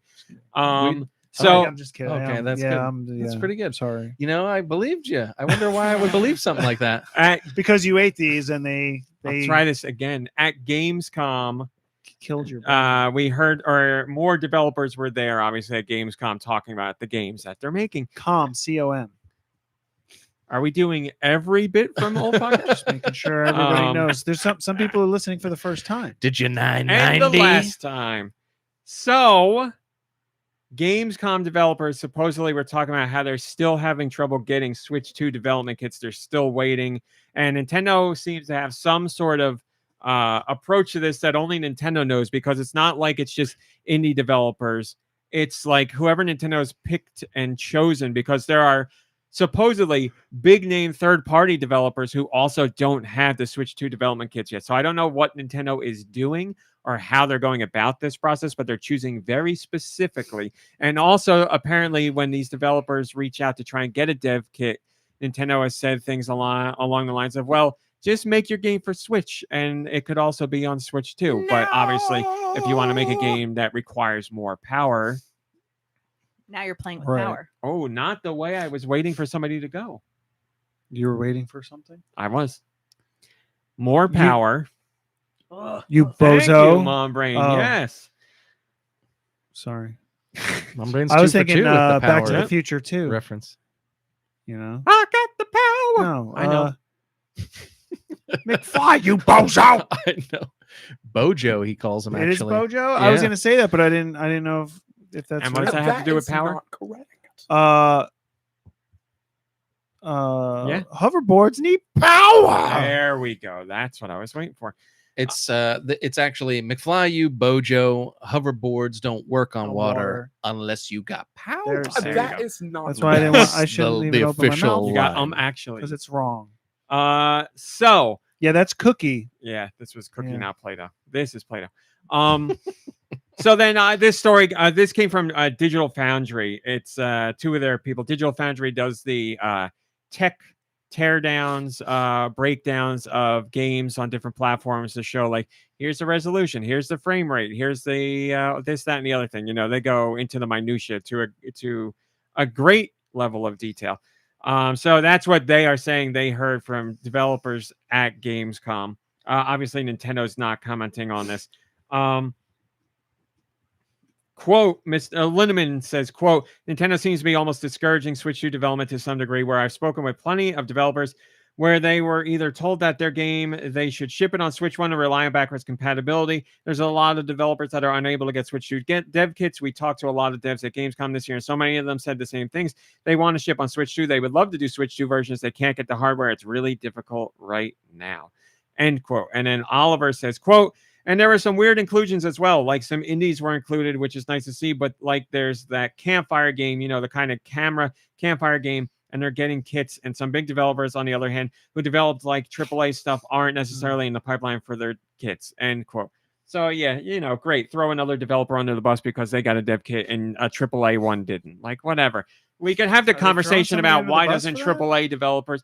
Well, they're like Just weird. the commenter, They go, yeah. Here's weird inclusions, like the campfire game. Like, why are you gonna say it's weird because you say it's weird? I've never played this game, and Yeah. it's stupid and weird. And why can't we get GTA 6? It's just weird because you think, like the I think AAA it's just developers weird should that have it. I think it's weird that the other developers are being like cut off, or not cut off, but like they're withholding or something. Yeah, from we them all almost. agree that they all should have these dev kits. We're wondering what the hell Nintendo's doing. Everyone- right? Nintendo, well, if they're Nintendo doing- wants experience stuff, not just AAA games or something like that. But Nintendo, it's just, again, it's- behind the it's- scenes, Nintendo is very. They've handpicked these developers for whatever Nintendo- kind of audience they're trying to cater to, or whatever kind of games they're trying to foster on the system early on. Like that's what they're doing. They have their outline and their plan. You can agree with it or disagree with it. We don't know the plan. All we know for a fact is not all the developers who want Switch 2 dev kits have them. And yes, any gamer would be like, I would like for more developers to have dev kits. There's no one who would disagree with that. But Nintendo has decided, with whatever metric or whatever they have, that they are doing things the way they are doing them now. And it is what it is. It's Yeah. not like we haven't been here before. They did the same thing with the original Switch. They did handful of developers at first, and then it branched out further, and then it got very big. So Nintendo's managing things for a reason. They don't want to like inundate the shop early on. They want to make sure what's there has the ability to shine in not such a big collection of games. Perhaps they don't want the system flooded right out of the gate with third-party ports. They on want the top big of that as well. titles to be their big titles. Maybe. I Well, don't know. Nintendo never has problems with that. Nintendo's never like, oh, we better watch out for this third-party game. It might cannibalize Mario Kart. Like, they're not worried about that. But they're saying what I really I don't know. This is my own speculation. I think why Nintendo does this, and again, they've done it in the past, is because Nintendo thinks, all right, we know we need third parties, and they're important to us, but also at launch, people are going to buy for first parties. So why don't we shoulder the brunt early on, and we'll be the ones that put out our big games that get people to buy the systems. Then we'll pepper in third-party stuff too. And then as the audience grows, we'll bring in more developers so they have a bigger audience to work with. That's just my guess. There's reasoning there in my brain that makes sense. But in the end, still to me, I would love it. I would love for all the developers that want Switch 2 dev kits to have them. And then Nintendo could maybe work on release scheduling or stuff like that. I don't know. And that's probably better. Now that I'm saying this out loud, it's probably better the way Nintendo's doing it, because you don't want a developer to make a game and then be like, oh, sorry, you can't put that out yet because this month's too busy. You would rather hold back the dev kit and avoid that problem altogether and be like, okay, we can very closely monitor what's coming out and when, and slot our titles in here to make a groundswell of support and all that. And early sales of the Switch 2 certainly show like things are working that way, which we'll get to later. But yeah, no one would say you don't want more Well, developers to have dev kits. We're all in agreement. I mean, there. let's also look back to the Wii and stuff, where developers were like, Wii. "Oh, this is doing really well. We should do stuff for it." And all they did was like port older games and stuff like that. Maybe they want to avoid that too. Hi, Joe Shabadoo. Joe Shabadoo says there's a combo to be had about not trying to abandon the first Switch before the market can properly be infused with Switch 2s. They haven't had to manage two platforms at once in a little while. Enthusiasts are the most difficult to keep happy, and the situation impacts them the most. That's a great point. Early adopters are the enthusiasts, yes, and they will, while they are enthusiastic, they are always very difficult to keep happy. So I totally agree with that. You make a great point, my friend. So yeah, it's again, for what, 5th time now. We've been here before. It's not like we should be surprised that Nintendo's doing this. Yes, Switch 2 took longer to come out than we expected. And yes, the system is out now. You'd expect more developers to have development kits, but we've been here before. We saw it with the Wii, like Nicky Hill was talking about. We saw it with Switch, especially. We had these same stories back then. I know because I posted about them. So this is Nintendo's par for the course. If anything, it might be a little more. Did they limit it with the Wii? I was saying it the other way, that they people. The Wii they did, yes, it was because accessible Wii was and they just started making shovelware. because for it. Nintendo was also very worried about the Wii following the GameCube, because the GameCube didn't really do all that well, and the Wii was like very unproven as far as what they were trying to do with that system. So again, the situation might be hyper magnified here because we hear more about stuff now than ever.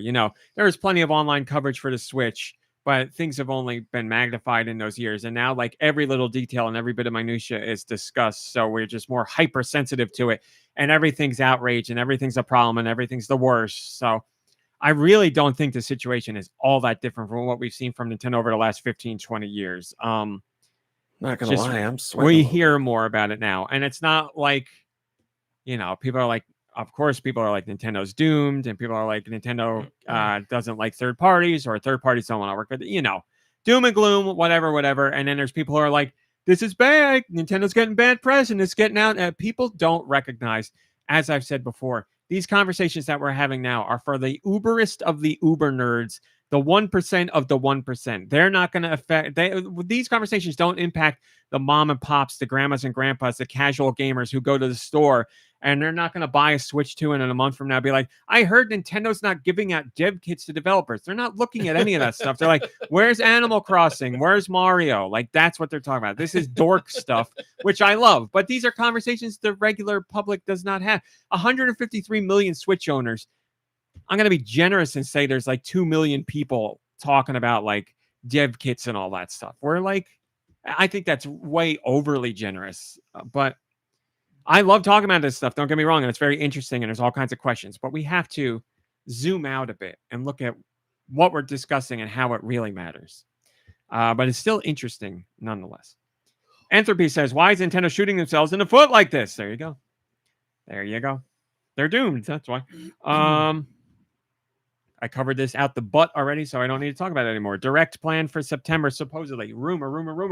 What a rumor. A direct in September, which is something Nintendo almost always does. So I would say there's going to be a direct in September. And if I'm looking, I think I said this on a podcast before, but if I'm looking at how things been, I would imagine this is going to be a banger of a direct because Nintendo has done. Would you say it'll be legendary? I would never say that. Oh, Nintendo don't make has that done mistake. a partner showcase. Would you say it will be super? Yeah, that's fine. No, not with this guy sitting at the table. I wouldn't say it. Nintendo's done a partner showcase. Nintendo has done a indie showcase. Nintendo has done social media reveals. So they've gotten all those things out there already. And usually we see Nintendo do that when they have a direct coming up that is pretty jam-packed with stuff. So, the Switch will be out for a while when this direct, 4 months when September hits, and it'll be the direct where they're like, here's what's coming this year and early next year, and you see like some pretty stellar stuff. So when this direct comes around, it's always bad to hype things up, and we don't know what's going to be shown, but based on what Nintendo has done and based on how they usually operate, I would imagine if this direct does happen in September, it will be a pretty substantial one. So, plus we have Mario's 40th anniversary coming up. What are the chances that they do a direct or they're like, this is the last year for Switch and Switch 2 games. We're going back to cards. They're going back to cards and gonna love hotels. We heard from our number one fan, Do Michaels, and we know he wants more GBA games. So we're going to exclusively make GBA games from now on.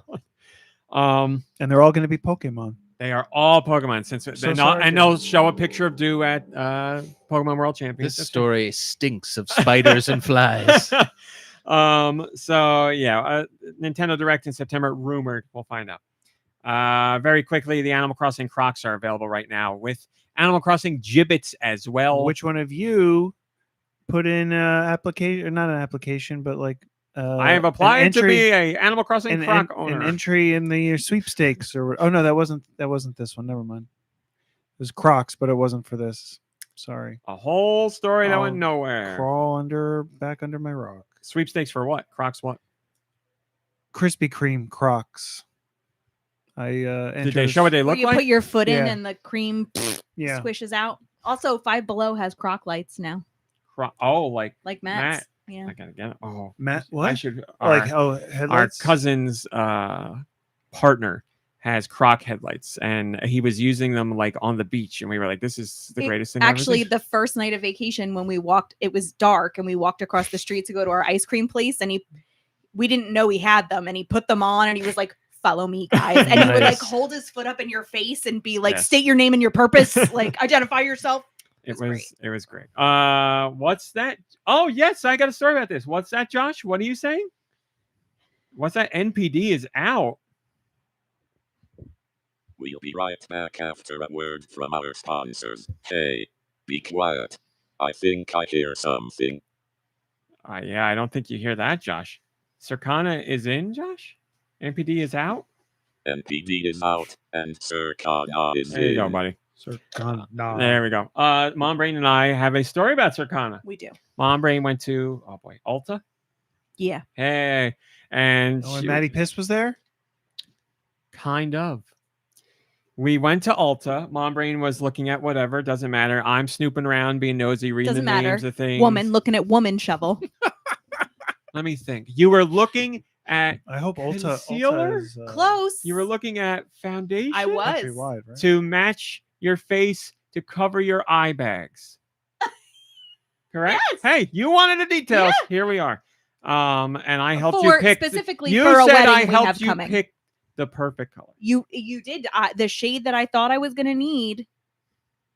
I matched it up with a shade lighter, and Oh. I said, "Which one do you think?" And he was like, "This one for sure, because it And the looks more like shade's you." name is Maddie's Piss. Yeah, that's it. I put Maddie's piss on Wow. my face. That's a great one.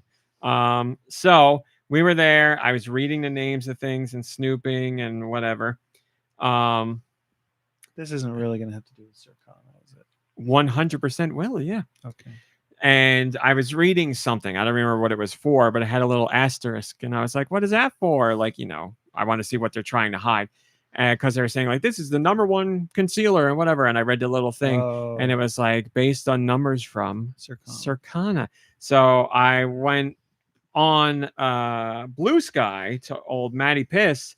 And I left a comment, and he replied. He replies to me pretty frequently on Blue Sky. I thought if I went to my reply, that's me replying to people.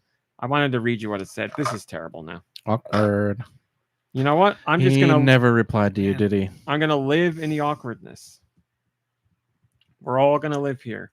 I'm gonna scroll. Yeah, and you find got it. company. I found it. So he put out the he put out the Circana numbers. I It's shared not about those. awkwardness anymore. I'm alone again. And he said, in case you missed it and aren't a sicko up at dawn, because that's when the numbers come out, here's the full thread of July 2025 U.S. video game market results, blah, blah, blah. And I said, I'm going to hijack this post to let you know I went to Ulta, blah, blah, blah. I told him the whole story. And he said, yeah, the mothership tracks over $3 trillion in annual spending across categories. Video games is just my tiny piece of the pie, but that's really nice to hear. So, But did he give you the top 20 eye bag cover-ups? It's not him. There's Oh. another Matty Piss out there at Circana who does the top 20 eye bag concealers. Patty Niss. Oh my God, that really works. All right, so here we go. Get the music ready, MomBrain. Do not look at the numbers, you guys. We're playing. Here's the rundown as always. United States for July. Physical and digital, but Nintendo's numbers, as always, only include physical. This is all systems. We're looking for the top 20. We will start with Deux this time. Mario Kart World. Mario Kart World. I'm so sorry. Deux, you are out. No. That's really upsetting. They're buying the bundle. The bundle doesn't count. Gardock. Bundles do not count. MomBrain.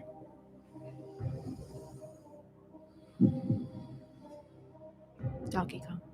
Donkey Kong Bananza? is number 3. Yes, Wow. debuted at number 3. That came out at the end of the month. Remember, it came out at the end of the month. And it's Remember, still only digital, too, or only physical on this chart. So, Nicky Hill.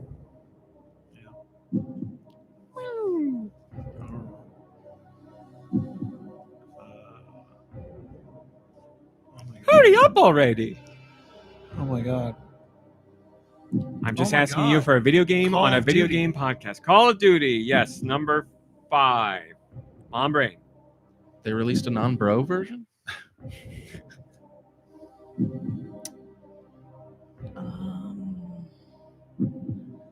How about You guys are hurting. We just started. Boom, boom. Man, just such a mean host, Yeah. mean game show host. let's go with My brain don't work. how about Okay. we say Hello Kitty. MomBrain wants this to be over with. Hello Kitty is not here. Nicky Hill, you can take the I know win. it Oh was really wait, no. popular. He's still got to give an answer. You still, Yeah. sorry. You can clinch the victory with this. MLB The Show. Oh. MLB The Show is number 11. Nicky Hill takes it. Congratulations, Nicky Hill. Would you like to say anything to your fans? I don't know what I'm doing here. Okay. Nobody knows games like this guy. Like this Well, and that guy? We'll do your top me. 20 starting with number 20. Oh, video? No, I don't know nothing.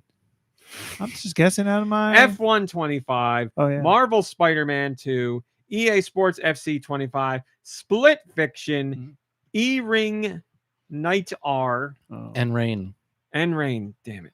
NBA 2K, E-Ring Elden R, just the regular. WWE, Death Stranding 2, MLB The Show, and now your top 10: Grand Theft Auto, Mhm. Rat Hat Redemption 2, Mhm. Grounded, Grounded 2, Grounded 2. Oh, there's a sequel already? A little bug one. Yeah, it came out years ago. Bug one. I didn't think it came out years ago. I bought it last year. Oh. You bought the Bhagwan. Switch one? Oh yeah, it was on Xbox way before that. Forza 5, Minecraft, Call of Duty Bro, Tony Hawk's Pro Skater 3 and 4, Donkey Kong Bonanza, and an EA Sports MVP bundle, which is for college football. And number 1 is EA Sports College Football. So there you go. Nice. Great Mario job. Kart totally bumped. Mario Mario Kart 8 Deluxe. Monthly and hardware Mario spending grew 21% compared to a year ago. Highest hardware spending in a July month since 2008. Switch 2 has now surpassed 2 million units sold in the United States alone. 2 months, 2 million. Wow. Hopefully it gets better. That's an all-time record for video games. Let me say that. Switch 2 is currently 75% ahead of. Oh, that's very good. That's very good. Switch 2 is This is, currently 75% ahead of unit sales pace for the original Switch. Let me say that again. Switch 2, when aligned with Switch, is beating Switch sales by 75%. Just to put things in perspective. So that's what happens when you get enough units out in the market. July dollar sales of PS5 fell 47% compared to a year ago. Xbox dropped 69%. Switch dropped 52%. Switch 2 was the best-selling hardware of the month, not surprising, in both terms of units and dollars. Now, here's the real surprise. PS5 is the For a number one dollar. selling system in the U.S. for the year 2025, all year, until this month. In 2 months, the Switch 2 has become 2025's best-selling video game system in the United States. So Wow. in, what are we? Well, until January, Sony February, releases March, those new April, May, numbers. June, July, August, or July. Right. So what PS5 did in 7 months, Switch has beaten in 2 months. So Switch 2 will be your number one best-selling hardware of the entire year in the United States, hands down. And PS5 is number 2, if you were wondering.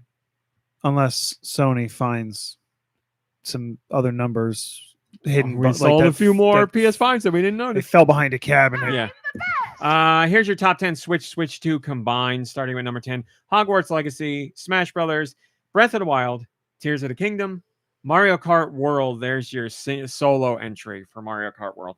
Minecraft, Mario Kart 8. Mario Kart 8 still selling and selling more. Well, it's not surprising it's selling more than World because, again, people are buying the bundle.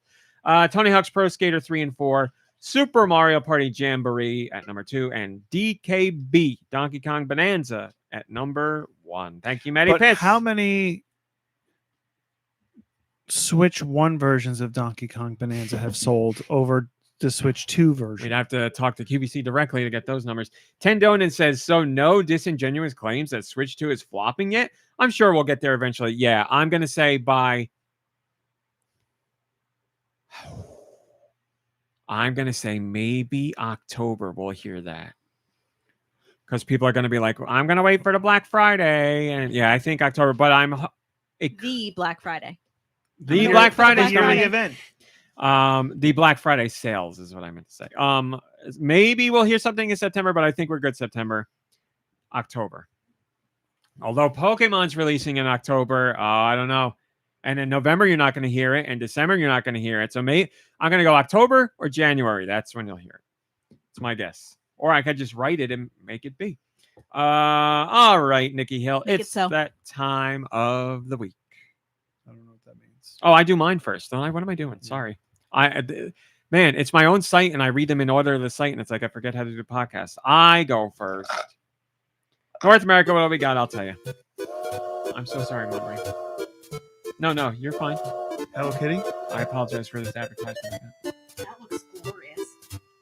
Got a Temu ad of some lady wearing a very unique bra towel. So when you have boobs, I do. it gets like hot and sweaty under them. Wait, you're does. getting early.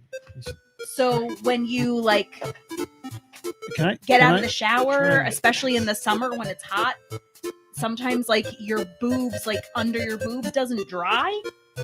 So they make like a towel that's got like a cup on each side, and you put it over your neck. So you like put a boob in each one, and it like Hell keeps yeah. everything dry. Yeah, there were some influencers on TikTok flaunting that a while back. And I right? think that looks. I also saw it there, yes. Great. I scrutinized those ads to see if those deals were any good. I wonder North if they sell America. those on QVC. North America, what do we got this week? Let me tell you. Kirby and the Forgotten Land Switch 2 edition plus Starcross World. That is a Switch 2 exclusive. If you own the original Switch game, you can just get the upgrade for $20, but you can also buy it all in one if you'd like for Switch 2. I believe it's $70. Story of Seasons Grand Bazaar is out on Switch, and Switch 2 that has a Switch 2 edition. Is if that you would like that's the Legend of Zelda Capcom game? Story of Seasons Grand Bazaar. I don't get it. Is the Story of Seasons? Legend of Zelda Story of Seasons, right? Isn't that? Ages and Oracle of Ages and Oracle of Seasons is what you're going to say? Okay. Yes. No. Wrong. Shinobi Art of Vengeance is available.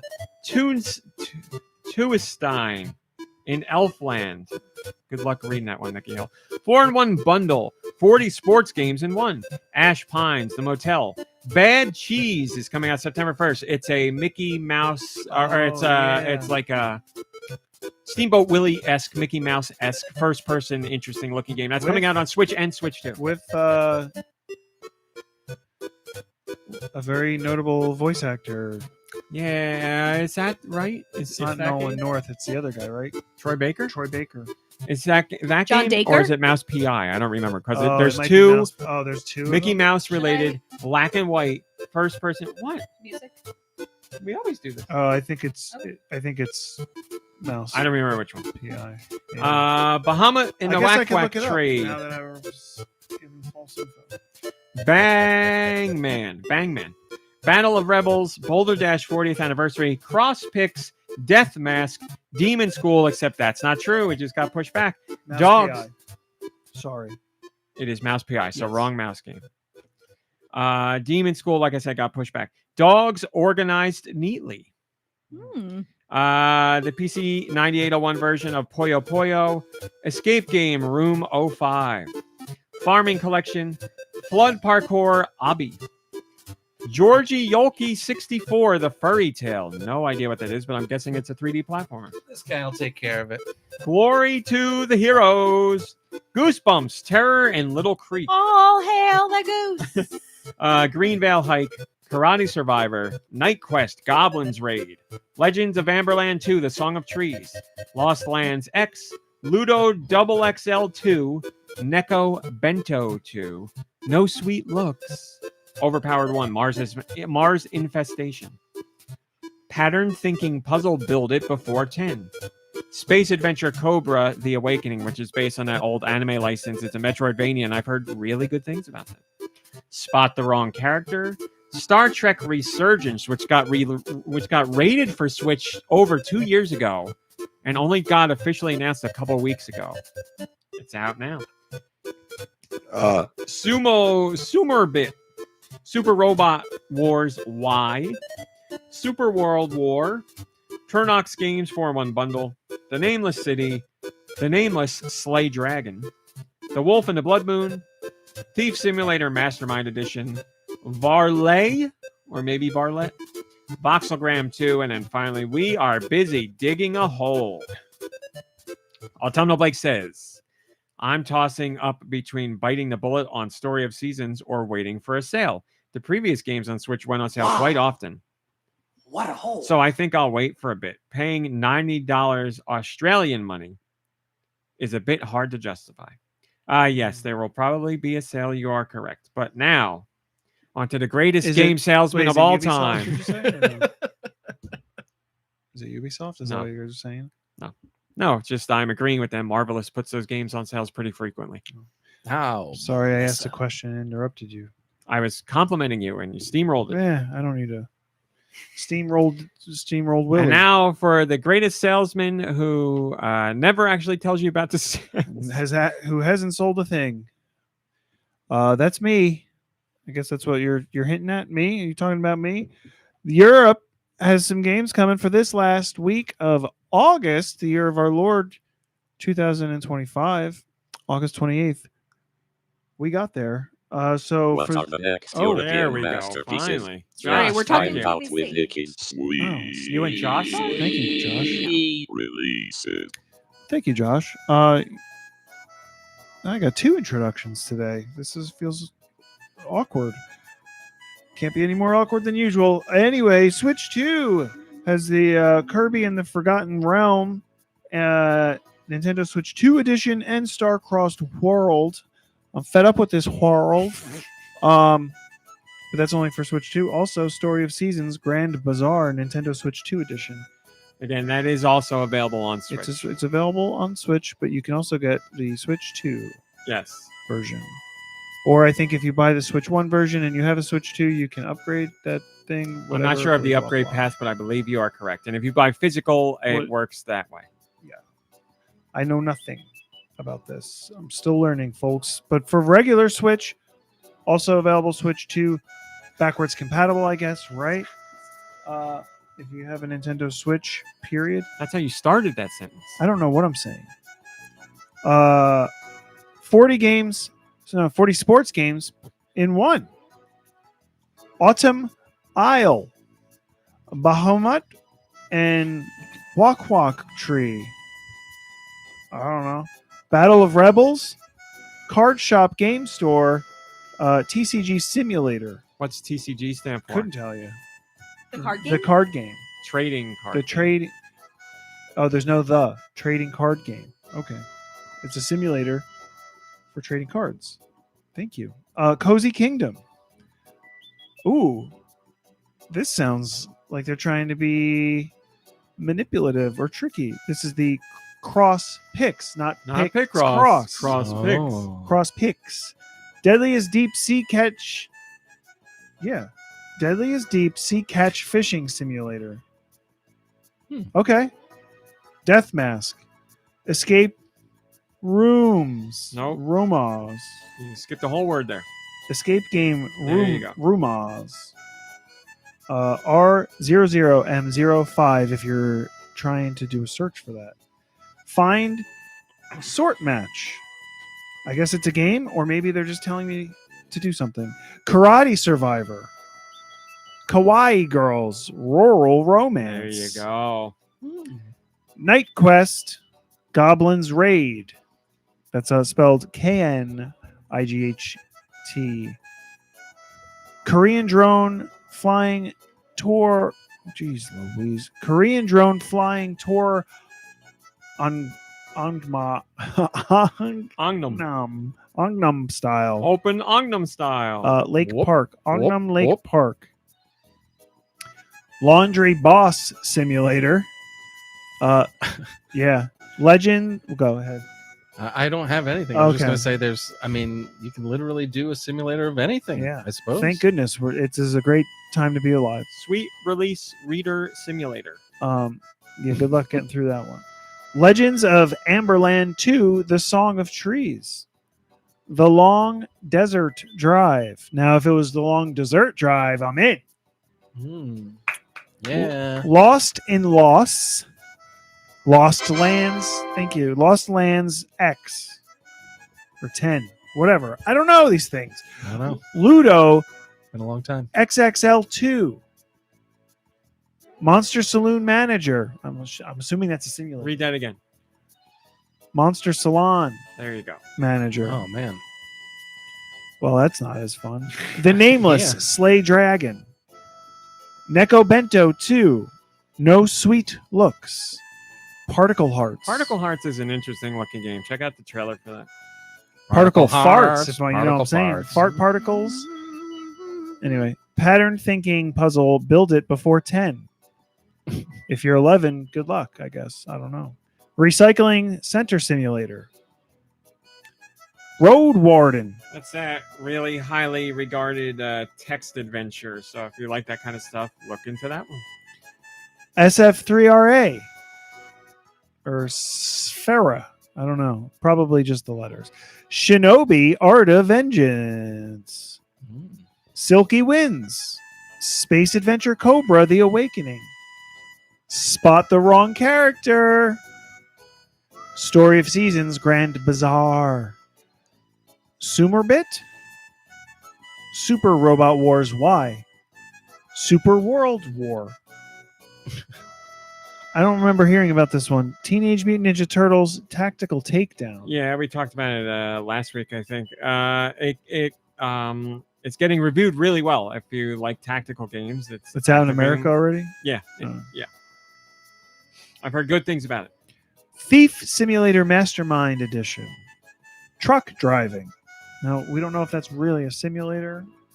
Doesn't say simulator in the title. It comes in a gigantic box with an actual truck. Yes, yes. Varlet or Varlet.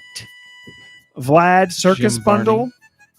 Vlad Circus Curse of Asmodeus. Voxelgram 2. And we are busy digging a hole.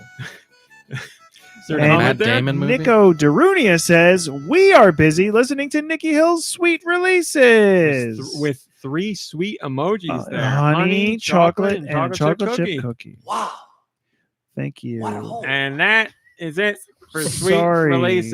Except for Everyone Dude's was, extra sweet release there. It was a sour release. I It was going to was- say, there's nothing sweet about them. There's chocolate chips. Death's sweet embrace. Chocolate chunks, perhaps. MomBrain, what have you been playing? That's This was sweet the first week of exhale. school. I didn't get a chance to play anything. Boo. know. Nicky Hill, what have you been No. playing? I didn't play nothing. Boo. Double Oh, wait, I didn't boo. play anything. All right, do break the curse. Well, I played and cherried a little game called Porgy on the UFO Oh, 50. good for you. So got every single item in the ocean deep, and I solved the mystery. And You got any idea roughly how long it took you? yeah, it took me 6 hours and 15 minutes. That's a solid amount of time for that one game. That's Yeah. I don't mean that. I mean that as a compliment to the game. Like that. Yeah, makes me no, more it was excited. it was and I wasn't really messing around all that much. I did spend a little time getting every single item, and you don't need to do that. So I probably spent an extra 45 minutes doing that, but really it wasn't that much grinding, and I enjoyed it anyway. I really, really loved the experience. It's kind of like a Metroidvania meets Echo the Dolphin Definitely. kind of vibes, and was really, really fun. And while there's not a giant pervasive story throughout it, there's, the ending was satisfying and a little emotional, like not hugely, but like I was for gonna what it ask is, if it was had like part of that to it because I feel like when I was playing it, it was hinting towards that, and I was like, I want to hear more about that. it was really great. It was really great. So really loved that entire experience, and was tough to kind of move on from that because I spent a lot of time in there and I really liked it. Do you implode at the end? Is that what's Whoa, no spoilers. By the way, Tony No. said, did you skip Silk Song? Nintendo didn't put that in their official press release, either Europe or North America. It is definitely coming out. So yes, that is a great point. This week, you'll be able to get Silk Song on September 4th, Switch or Switch 2. The Switch 2 version is specifically a different version. So it's not just the backwards compatibility. Just wanted to cover that. Sorry to interrupt. Yeah, no problem. I forgot to mention I played at Animal Crossing, but nothing new to report there. And don't think I played Fortnite this week. We didn't. Yeah. I know I had busier than usual the hours we usually play, which sucked because we haven't been playing as much as it is. And this week I couldn't even play with family. I had family message a couple times. I was like, I'm not home, or I can't. Wow. I got to cover something. So Yeah, I was pretty busy too. I mean, probably could have played, but the only time somebody reached out to play was like the only night that I couldn't at that moment. So it didn't work out, but no worries. And that then roly poly's in there. I is want to it? use the Yeah, we damn roly-poly. gotta get in there then. But yeah, the game I was hinting at earlier when we were talking about guides, where you look up I have guides two and guesses. stuff Can like I that. guess? Yeah. Oh, you said I have one guess because you said it was a UFO 50 game. Yeah, So then it's got to be Barbuda. it's exactly what it was. There you go. What was your other guess gonna be? I was gonna, before I remembered UFO 50, I was gonna guess Chibi Robo. Oh, okay. I was like, maybe you went back to Chibi Robo. I after you got past the did story. actually made Oh. it through the story and made sure to make like a save state there because like I was like, well, at least I made it through the story when I booted it up and I didn't save it and I had to sit through it again and I was like, I was like, I was stewing, but I was like, also like, I deserve this, I deserve it. And so I went in, got past that intro story, saved it, and then never went back. But I might. And yeah, forgive me. But yeah, Barbuda. I was not a fan of Barbuda. It's the first game in UFO 50. It's kind of meant to be ambiguous as far as like what you do, and it harkens back to that day where you were playing an old NES game and they didn't tell you a thing. It's very much channeling the spirit of like Fazanadu or Castlevania 2, actually. There's a very part in it where that's almost exactly like something that you do in Castlevania 2 that in Castlevania 2 I didn't know you had to do. You know what I mean? Until like years later. So there's a lot of great stuff. There's little things that I'm sure you noticed, RMC, like when the screen transition, when you go from one screen to another, there's like a black screen for a second, and there's like a zzz, just like a buzzing of. They went above and beyond. And the more I was playing it, the more I was like, there's no way this wasn't created 42 years ago. Like this game is 40 years old. It has to be because like they perfected it. That's the thing about their games. Like they don't just look like old games or sound like old games or feel like old games. It's all of that plus the little touches that really bring the experience together. Like that it really, because UFO 50 is supposed to be a package of games from a long lost system, and it really sells that idea, those little touches. You mentioned something about it weeks ago when we were, maybe even longer than that, when we were first talking about UFO 50. That is, you just nailed it. Where it's games from the NES how you remember them being, because you might go and play an old game that you remember from your childhood and be like, this game was awesome, and you're playing it and you're like, oh god, like the controls are terrible, or what was I thinking, like, because you remember them with rose-colored glasses. Here they've got all those classic tropes, for lack of a better word, but like they play great, or it's a really great gameplay loop, or there's something unique about it that's awesome. Now, there was something about Barbuda where even though it annoyed the crap out of me and I didn't know what to do, and I am not the type of gamer to like play a game where it's that ambiguous, where it's like, I can walk through this wall and it doesn't tell you that, Yes. and you have no idea you could do that. So I'm not that kind of guy. So like Barbuda annoyed me, and I was like, never going back to that. But there was something weird gnawing at the back of my brain, and like every time I'm, as you know, really into UFO 50 now, so I've been like reading about it, looking it up, seeing what other people say about it, what are their favorite games, blah blah blah, and like so many people either love it or hate it, but the people who love it were like you got to give it another chance, like you got like it's not supposed to be good, but in a good way. And I was Yes. like trying, and it was gnawing at the back of my brain, and I was like, you know what, let me look up a walkthrough and just see what's going on. And I looked up a couple of them, and the fastest one was like beat it in 7 minutes, and I was like, I could do that. And like I watched a guy do a walkthrough, and it didn't diminish because I'm not that type of gamer. It didn't diminish my time with Barbuda, because it made me appreciate it in a way that I wouldn't have, because I don't have the patience to do that. Similar to like Celeste, where you can put it on an easier difficulty, Yeah. because I never would have had the patience to go through it without that. And I got to experience what the game wanted you to experience as far as those emotions. And it was like similar with Barbuda. Like Barbuda was very magical after playing it through and understanding what they were doing with it. And, part of me, after beating it, there was a small part of me that was like, I wish I was the patient gamer that could play a game like this and really do it. But it's not me. And looking up the guide and playing it through and getting at least gold on it was really rewarding. And You got it in 7 minutes. yeah, it was about 7.5 minutes, maybe something like that. But the time it took wasn't really the factor for that game. I was just more. No, I'm just saying you followed that kind of walkthrough, and it like. Yeah, I followed that walkthrough, and that's just one. What's great about it too is that's just one way to beat the game. You didn't get every item, and there were kind of like little shortcuts. Was it like so it was like a speed run? Almost? Yeah, it was. You could say exactly that, the speed run.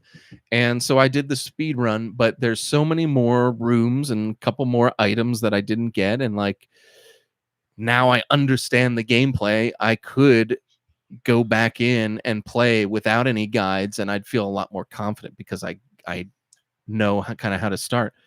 Also, that 7-minute version or whatever, was that like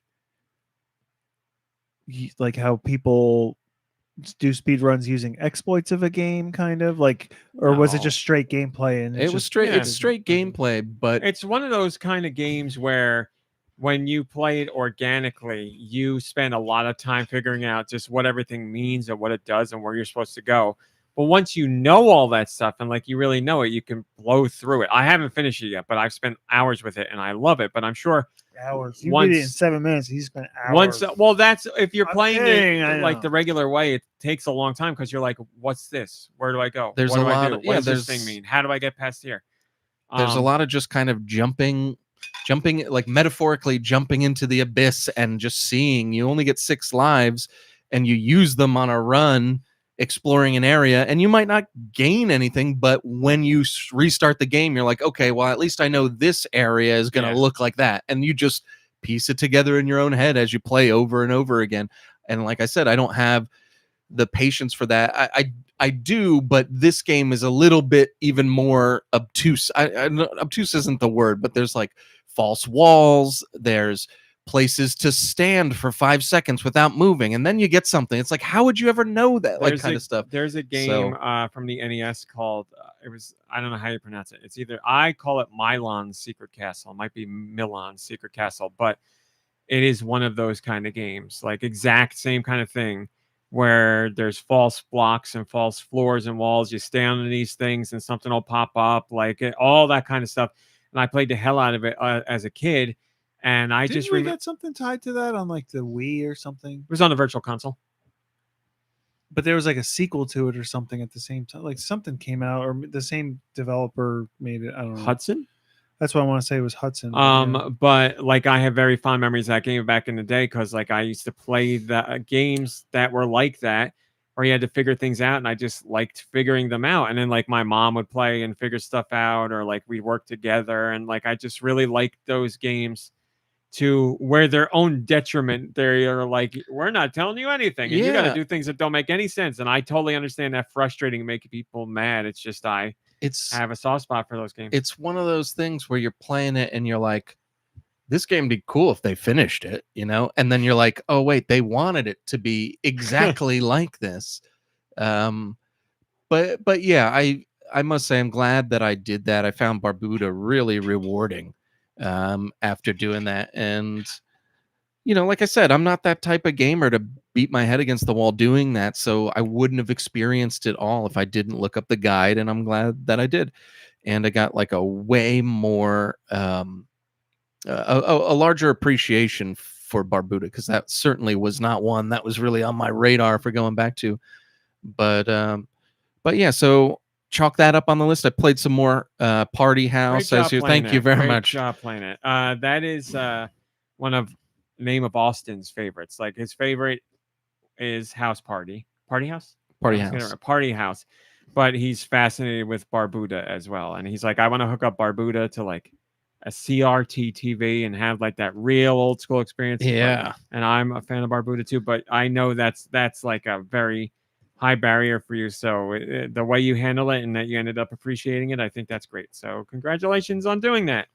Well, it was rewarding, and the game, frankly, deserved it. You know, it deserved it, I thought, because man, really, really great stuff. I'm still like chipping away at little things here and there. In UFO 50, I started playing Ninpek a little bit more. It's like oh yes, the platformer, or yeah, the and side scroller. it's constantly moving. Yes. You're not moving forward, but the screen is Yeah. constantly moving. And it's, at first I found that very difficult, but just like anything else, you just play it over and over, and you kind of get where the enemies are. You get the feel of the controls, and it's funny when you make it to like the high score screen. It feels like it's moving to the left because your eyes are used to Yeah. the screen constantly moving, and I was like tripping out actually. So I played a little bit of Ninpek. Played a little bit more Rakshala, getting a little better at those, but they're still very, very challenging. And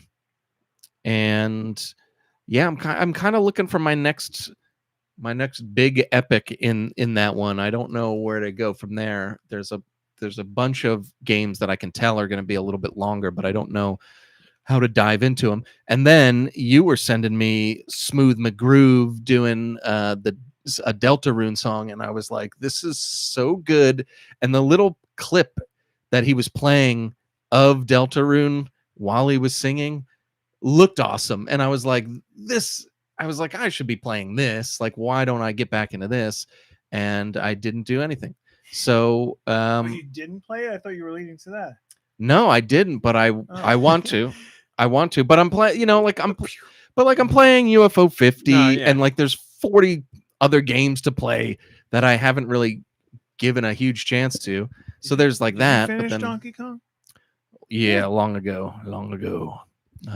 There's, I mean, you know, like I sent that Smooth the Groove cover to the Discord, and then I started listening to the songs. Like I'm listening to them all the time anyway, but on the treadmill walking that day, and I seriously spent 40 minutes listening to all the Deltarune music. And I was like, I hope Dew either plays or just listens, just because the music's so good.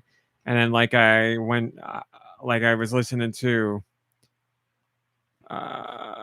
there's a song in Deltarune in the 3rd chapter that is a take on Legend of Zelda, because spoiler alert, the 3rd chapter in Deltarune, you play an old school video game inside a video game. And it's definitely similar to Legend of Zelda. So Toby Fox made a song that's very Zelda inspired, and it's so We good. listened to that in the car, didn't we? It's so good. Oh. And I was like, I wish I could Sorry. interview him I tried. and Wrong. know what his inspiration was, because I'm like, I swear to God, he used Link's Awakening, Tal Heights as the basis for this song. I was like, I hear the similarities. They're right there. And I went over to YouTube and I was like, Telltale Heights, and I typed it in, listened to the first one that came up, and I'm like, this song's so good. And I was looking at the comments. I was like, let me sort by new. And I sorted by new. And somebody was like, anybody else here cause of Deltarune? I was like, yes, somebody else. I was like, all right, somebody else out here thinks that. I don't know if it's true or not, but I was like, all right, I'm not losing my mind. But it was like me on the treadmill listening to eventually over an hour's worth of just video game music and like tearing up the whole time and being like, oh, this is so great. I was listening to like, so I went to Telltale Heights and then I was listening to, I was like, let me play the Spirit Tracks theme because that's so good too. And I listened to that. I was like, let me do Echoes of Wisdom because that's got a lot of great songs in it. I was listening to that. I was like, man, so much good stuff. And I was like, now I got to watch a show so I don't fall behind. And then I watched the show. But anyway, it's all because we had that conversation. Well, that's Smooth McGroove. I mean, all his stuff is really good, but that song is so amazing and epic. And when he does that a cappella of an epic song, you're just like staggered. There's one it's like I always do. MomBrain knows I'm always at 1,000 when people need me at like a 2. So when we were talking about the Deltarune songs, I wanted to send you a couple others, and I'm like, nope, not gonna do it. Control yourself. But there's one in Deltarune in the third. It is the third chapter. Yeah, it's towards the end of the third chapter. It's a boss song. And you know how in Streets of Rage 2, I love the elevator song because it's like really frenetic and like action heavy. And it's like just the thumping. There's a song in Deltarune for this boss fight. It's one of the coolest boss fight songs. And it's just like really like crunchy and like energetic. And just like when you hear it in the game, you're hearing it for a boss that you've been seeing, but you haven't fought yet. And then like the fight thing comes up and this song happens and you're like, holy crap, Man. Here we go. And the fight happens and like you're getting hit with tons of crap. And I'm like, oh my God, like I'm getting goosebumps now. The fight, I'm just like, with this song is killer. And it's like in Streets of Rage, that elevator song, I don't know, with like it going up and people scream like as they're jumping in and just, I love it. I love it so it's much. Like the best. So I got like that similar vibe. So if you do play the game, I hope you enjoy the music as much as I'm sure you will enjoy the music no matter what. But I'm sure I'll play it eventually. It's just right now I've got a lot of UFO 50 still to play. Mm-hmm. And I'm sure I could find Which also has great music. Yeah, and it's still really great. Oh, so yeah, anything there's I don't want to talk in hyperbole, but the chances of like going into something in UFO 50 and like scratching a little bit below the surface and not finding something that you enjoy it's like very unlikely. Yeah. Like all these games, maybe it's a genre you hate and you just can't get past that, but you can still recognize like there's a good game there. So yeah, there have been a couple that I've talked about already in the past weeks of genres that you'd never think I'd be interested in. Mm-hmm. And they're like some of my favorite experiences on UFO 50. Still Night Manor with you. I'm so glad you enjoyed that game. I almost went back again. Like I love Night Manor.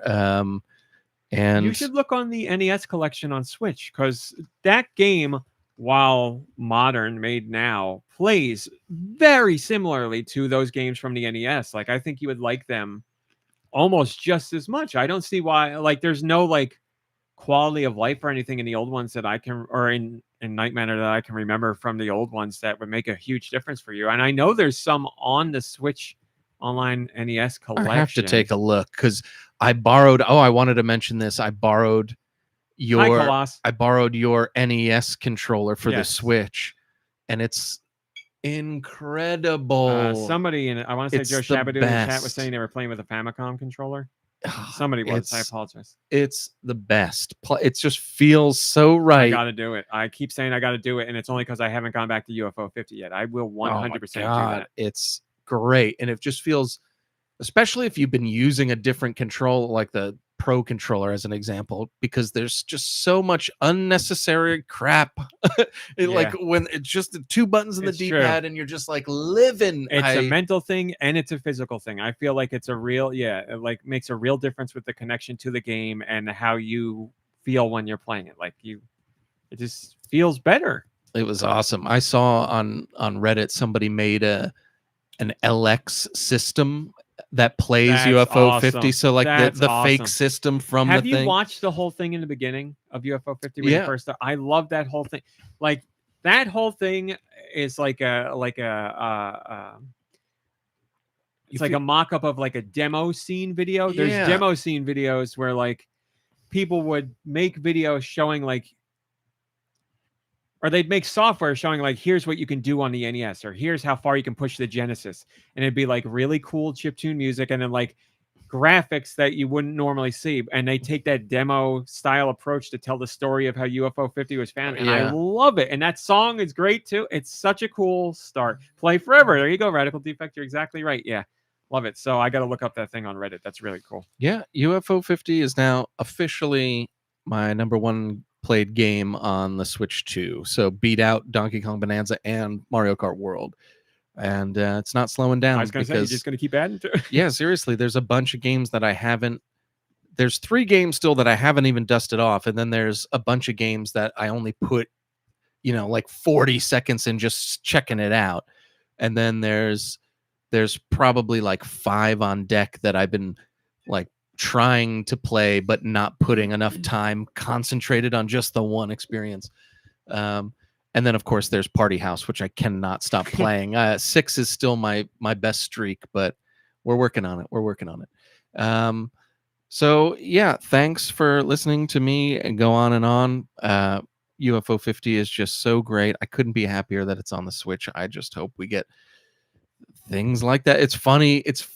I said to you, RMC, because I was really loving my experience with UFO 50. So I texted RMC just for if anyone's going to appreciate excitement over this, it's him. Yeah. And I was like, I really hope that this inspires like other developers, to do this kind of stuff. And you said something like, yeah, it'll only take them 7 years and a small elite team of developers to make 50 amazing games. And I was like, I guess if you put it like that, then this is a way bigger like success story than you ever could have imagined. Like, insane. Forget it. Like, it's incredible. But there's plenty of developers who are equally as passionate and make equally amazing games, but they are making one game.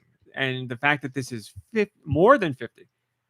Yeah. It is one of the, if not the most impressive things I've seen in gaming. Just like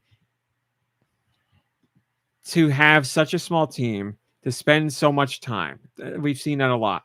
But to make 50 games and all of them have something to them. There's nothing that's farted out. There's nothing that's just like, it's decent. Like everyone has care, attention, love. Like it's incredible. It's absolutely mind-boggling to me. So I'm glad you are enjoying it. I don't think you and I have ever really connected as much on the game as we have this game, and it's great. It's perfect, and it's perfect for the Switch. It's just everything about it just seems so right. Yeah, I'm loving it, and it's great to be a part of it. So thank you for listening, RMC. What have you been playing? Wait, I just wanted to say real fast, the NES controllers, just for people I don't think they to be sell them aware. anymore, do they? Well, I guess you can get it off the Nintendo site. That's where they were sold. Yeah. Oh, cool. It says sign in to add to cart, so I might. You sign have to be in, a Switch Online member. but I might sign in and they'd be sold out. I don't know. I might try it. It's worth it, but man. it's a heads up.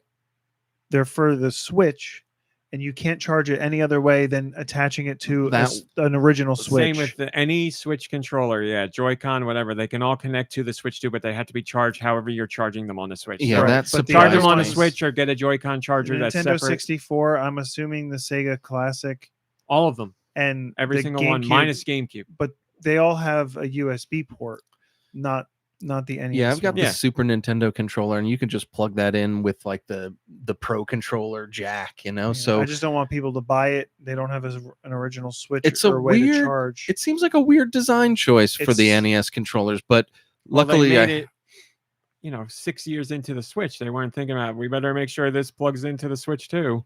yeah. They should do an updated version now. That would be great. I mean, I would consider myself. I know you let me borrow yours forever, but like I would consider myself buying a set just because it feels perfect. Well, It- Radical Defects says they're still on sale. Well, Cool. yeah. I mean, it says here that there's $69.99. Yeah, unless you get like an aftermarket third party charging tower or whatever that people were selling for the Switch controllers. Yeah. But just wanted people to know that before pulling the trigger on something that expensive. But yeah, great experience, loving it. RMC, please regale us with what you've been playing. Thanks for asking. I didn't play Fortnite, as Stu and I said. We just haven't played this week. And I played literally only one thing.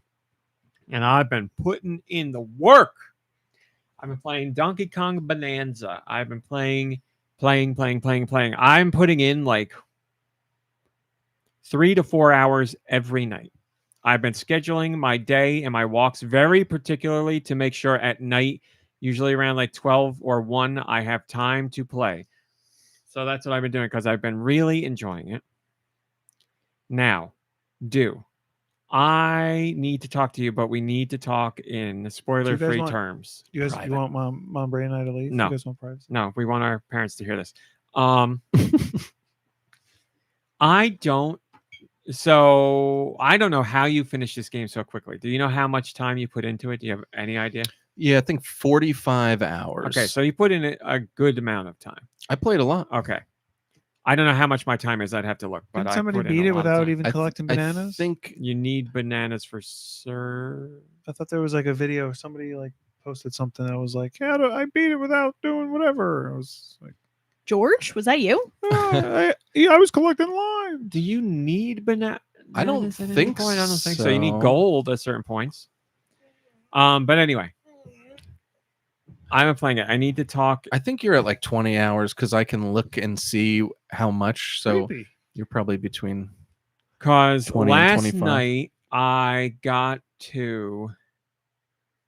I'm going to speak in non-spoiler terms. I got to what I thought was the big fight against the big enemy in the big place.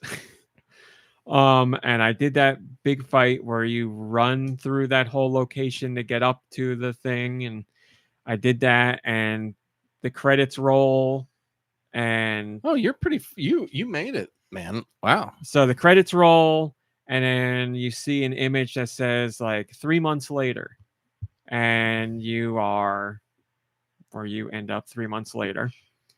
And I was like, oh my God. I was like, this is like Symphony of the Night. There's like a whole like run through again thing here, but things are different and I don't know what's going to happen. And I was like, what's going on here?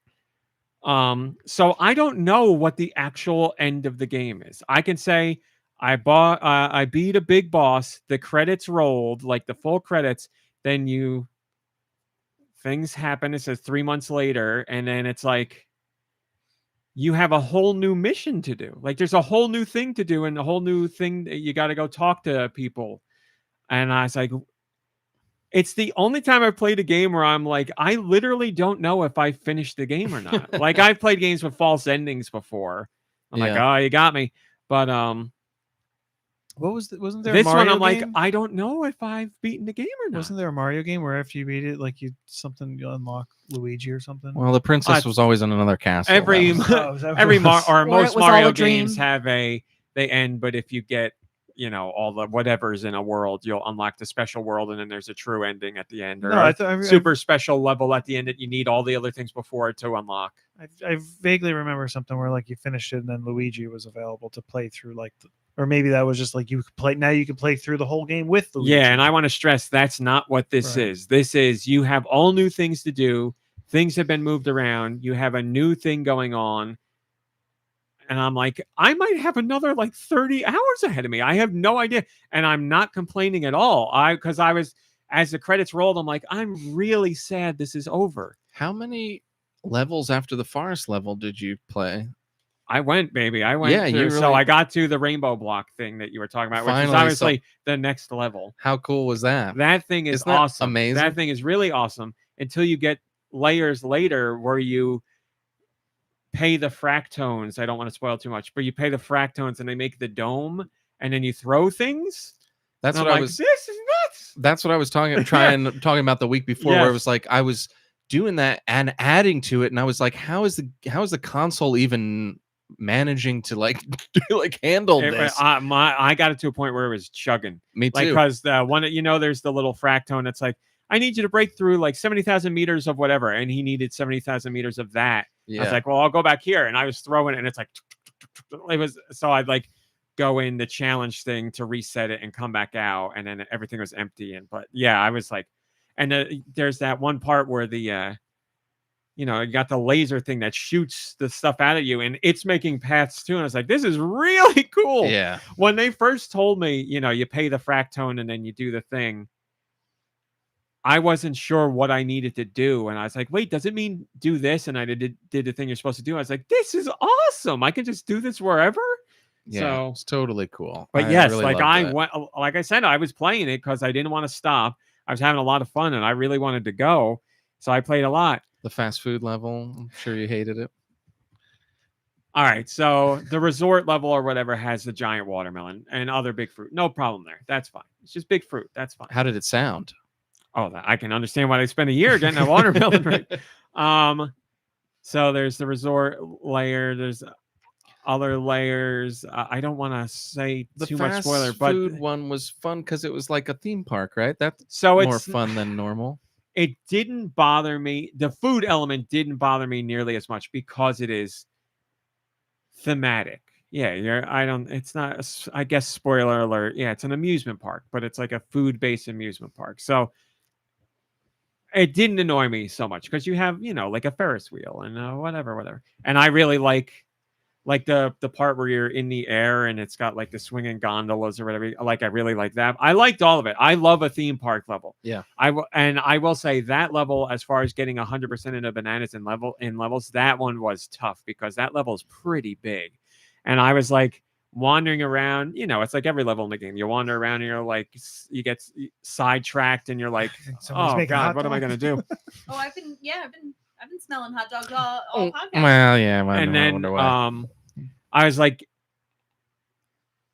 no pun intended, peppering all different areas of the level. And I was like, I need to get my head on straight so I can like map this out and do this correctly. And I ended up taking a path through the amusement park the way it tells you to go, like with the sign, the fractones that are pointing sign. It's like, start over here and go this way. And I followed the path all the way around it. And I was like, okay, much better. And I looked and I had missed like 5 or 6 of them, but I hadn't done like the minecart parts yet where you get like the little stations to stop. Yeah. So, but yeah, that level was fun. By the end of that level, I had a ton of fun with it, but I was spent because it felt like being in an amusement park, and every section's got like that through the loudspeakers, like music, and like each section is themed. I was like, this level was a lot. I was like, I need a break from this level.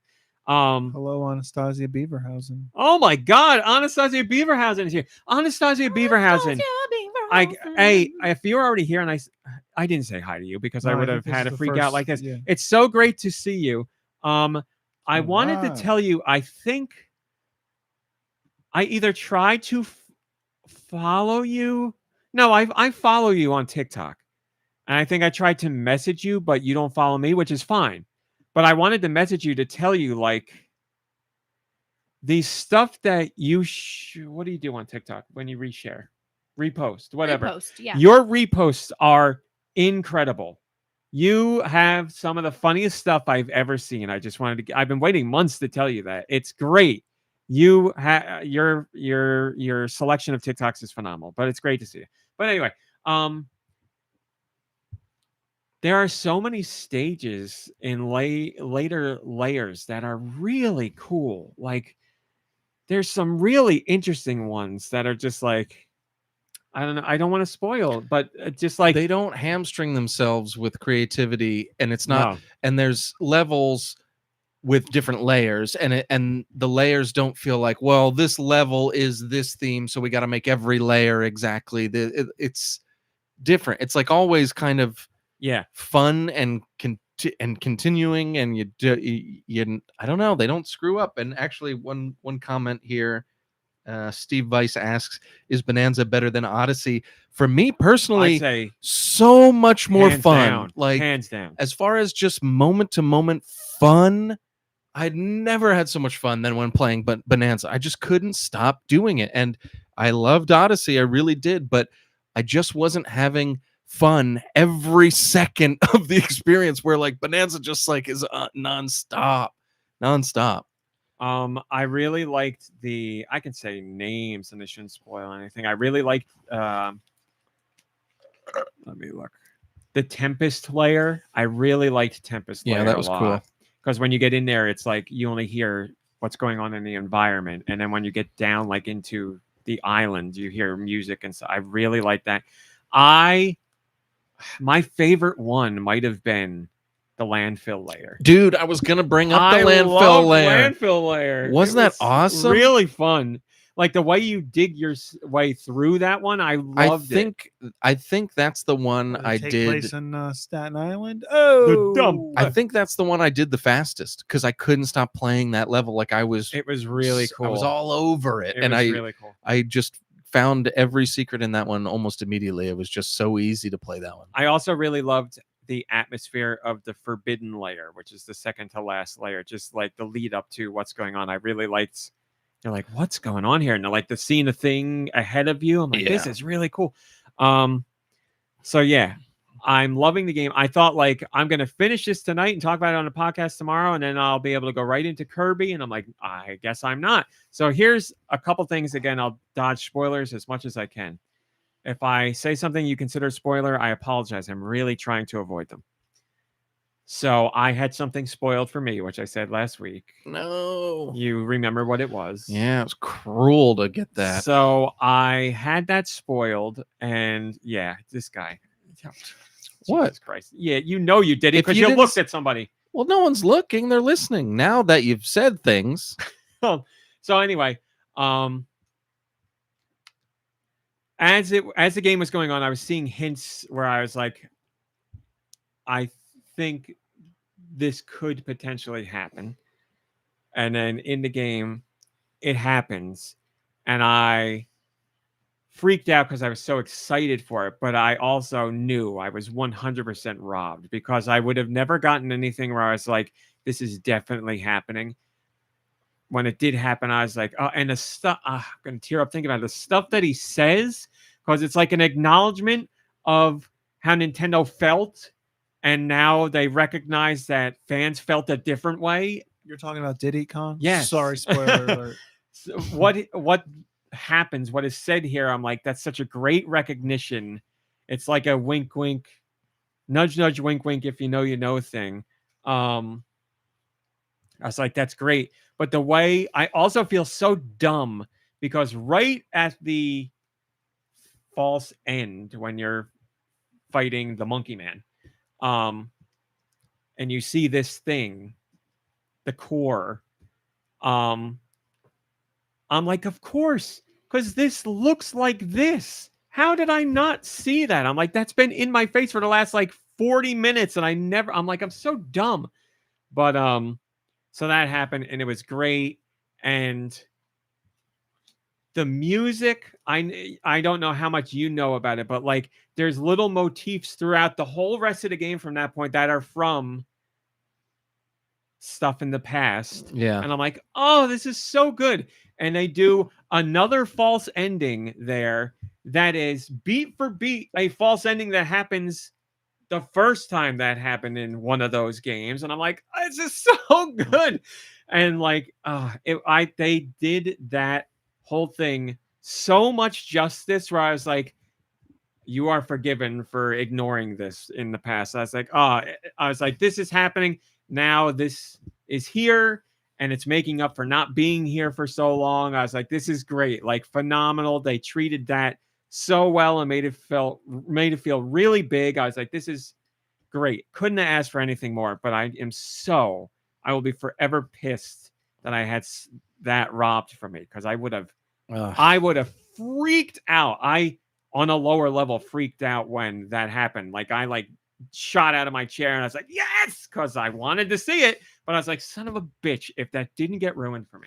Man. But anyway, that was great. And that whole fight was awesome. The whole like whoop, that part and then climbing up it was all great. It's all amazing. It's all great. One of those games that, I mean, yeah, it's extremely fun the entire way through, but somehow the ending, the end parts are were great. And my only complaint, like I've said the last few weeks, was that I found the game too easy. And that's fine. I can deal with that because it's still a ton of fun to play.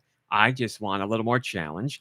And being a Donkey Kong Country fan, I'm used to challenge, or I expect challenge from those games. Now that I'm at the 3 months later and doing my thing, it's very clear. Nintendo was like, here's your challenge, because I've been getting more bananas and doing more challenges.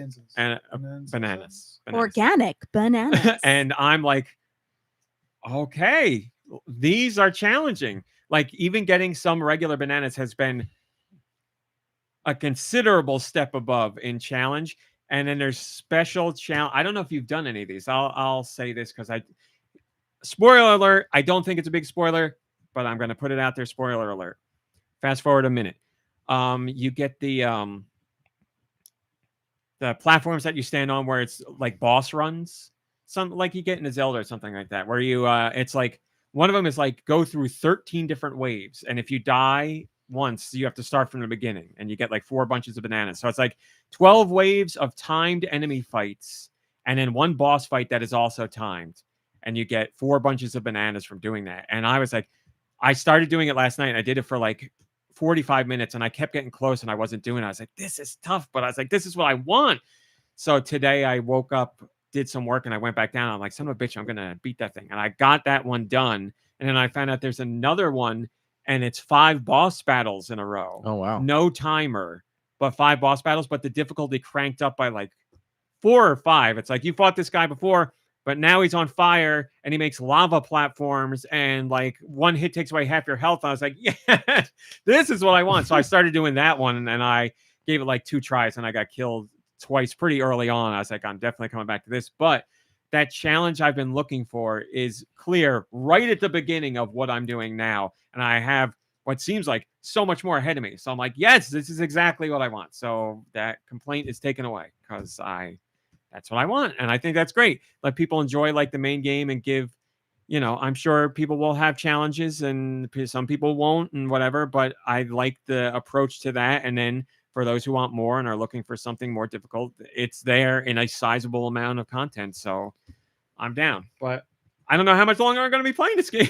But yeah, you're not even done. I've gotten like over 800 bananas so far, and now I'm 3 months later, and I got the whole thing. So I'm like, this is going to be like another, I don't know, 20, 30 hours. It depends on how many bananas are in each layer as I go. But I was scrolling through, and I'm like, there's 2 missing here. There's 4 missing here. Because I meticulously, on the way down the first time, I was like, 52 out of 52, 48 out of 48, 70 out of 70. Like, I got every single one. They were done. And now multiple layers have multiple missing. So I'm like, okay, now I go back in, and there's going to be stuff to do. So I'm very excited. So I got a lot more to go. This game is way bigger than I thought it was going to be. It's a big game. It's way bigger. Big, and it's fun. The It's game worth it. The whole time you're playing, you're like, wow, Nintendo's really like making their mark with Donkey Kong. Like, it's very clear. They're like, okay, we haven't made a Donkey Kong game in a while. We're going to make a Donkey Kong game. They're like, we're going to do it big and go all out. And like, man, it's killer. It's so good. Easy game of the year recommendation or nomination. I'm not saying it will be my overall game of the year. Right now, it certainly could be. I got to look at what else came out, but game of the year nomination, hands down, easy, no question. So I'm loving it. It's huge, I'm loving and it doesn't rely on just like one mechanic. Like each level, there's like something new. It seems like there's something new to experience and changes things up like slightly. It's really something. Great achievement. Joe Shabadoo says the game is bananas. The Nintendo DNA in it is so deep, it's almost scary. Generations worth, genuinely. Yes, I agree. I thought that same thing. Oh, yes. When it was something I wasn't expecting at all. When that moment happens and that thing shows up, and then they got a few more layers to go through, and you're fighting new enemies, the sounds that the new enemies make are taken right from history. And I was like, I want to do one of the noises now so bad. And I was like, oh my God, it took me right back to being in my bedroom Like Hey now. playing this, oh, I can't say that. Playing old games where I like it instantly teleported me or transported me back to that time because those sound effects are forever burned into my brain. And I don't know why I didn't. I expected updated sound effects. I don't know, but they gave me the exact sound effects, and I was like, "Oh, this is so good!" And it makes sense canonically in the story because I can't say why, but it does because that Can would be a you- spoiler. Can you say spoiler, fast forward 5 seconds and do the sound? I want to hear you do the sound. Yes. All right. Here we go. Spoiler alert. Fast forward 5 seconds. God. I'm going to do a noise. Here comes the noise. That noise. There you go. There you go. No more. As soon as the enemy made that noise, I was like, yes, because you hear that all the time in history. So holy crap. Love it. All right. That's enough about that. All the people who fast forwarded to skip that last spoiler started listening right at that moment. Is he dying? And didn't No, hear if the they if they spoiler. fast forwarded and heard that, they know what I'm doing. All right, let's do They're avoiding questions. spoilers. Send your questions to GoNintendo@gmail.com. Where? GoNintendo@gmail.com. Maybe I will. They can be about Nintendo video games in general or whatever the hell you want. This question comes from PT. I'm curious, what are some genre-defining titles for you personally? And I give a whole list of genres if you need some coaxing. But first things first, do you have any game that you see as genre-defining? Like I would say Metal Gear Solid on the PS1 is genre-defining for a stealth game. Sure. Genre-defining hands down. Resident Evil. Survival horror, genre-defining without a doubt. I mean, Mario is platforming, right? Like, or is Super Mario Brothers, or with yeah, that? no, I agree with that. Yes, 100%. Radical Defect, I'll just respond to you verbally. That's a good idea. I'll put something in the description for the show. Genre defining, like RPG. For me, I would say like Earthbound is a genre defining RPG, or Final Fantasy VII is also a genre defining RPG. Like, if only because it defined the genre for a generation. Like it introduced them to RPGs on a wider scale. Earthbound is a genre defining RPG in the sense of what an RPG can be. To me, that's how I feel. Yeah, you could tell that somebody like me didn't get into RPGs until I was like 16 and played Final Fantasy VII. And then you could tell somebody like Toby Fox was playing Earthbound when he was a kid, probably. Yeah. Puzzle games, you have to say Tetris is a genre definer without a doubt. Oh, yeah. Probably one of the biggest ones there is. Open world genre defining, I might go Far Cry. Like that was like, oh yeah, that was a big deal at that time. Yeah. Cinematic platformer. I mean, I love the genre. Out of This World, Another World is easily a genre definer. Yep. And the definition is don't play that type of game. Also, Prince of Persia, original Prince of Persia is a genre defining cinematic platformer. You can't, no way around that. It's in many ways that Karateka are like the grandfathers of the whole genre. But Out of This World or Another World is like the one that, like, because of its visuals at the time, it introduced the genre to a whole new way and brought in a new audience. And it certainly defines the genre in terms of mechanics, which Stu would agree with, even though he doesn't I'm not even going to say appreciate, like the mechanics. Anastasia Beaverhausen said GTA, and Steve Weiss said GTA 3 for sure. Definitely, without a doubt. Open world. That's also a great example. Yeah. Red Dead 2 is in that category, I would say. Metroidvania. I would go Super Metroid. I would go Symphony of the Night. Definitely.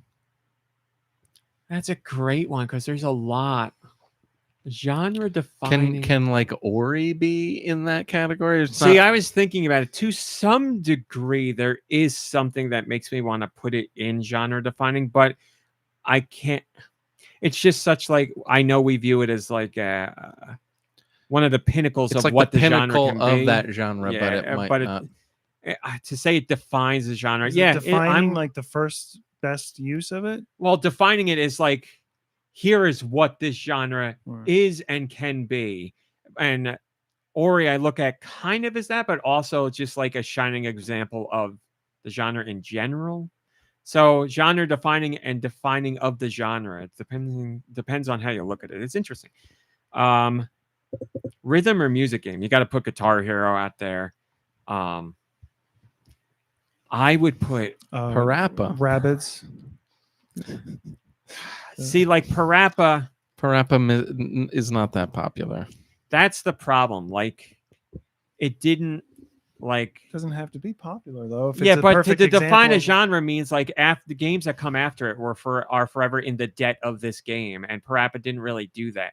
It's an add-on to the definition. Sorry, I'm a genre still defi- catching up. All right. Well, how about that? How about like Call of Duty Modern Warfare, where there were first-person war games before that, but Call of Duty Modern Warfare is the one that kind of spawned the hey, every year let's do one of these kind of things. Yeah, like there's that exactly. It depends on how like far we branch out with the whole genre defining discussion. There's a lot of ways you can go with it, so I could see that too.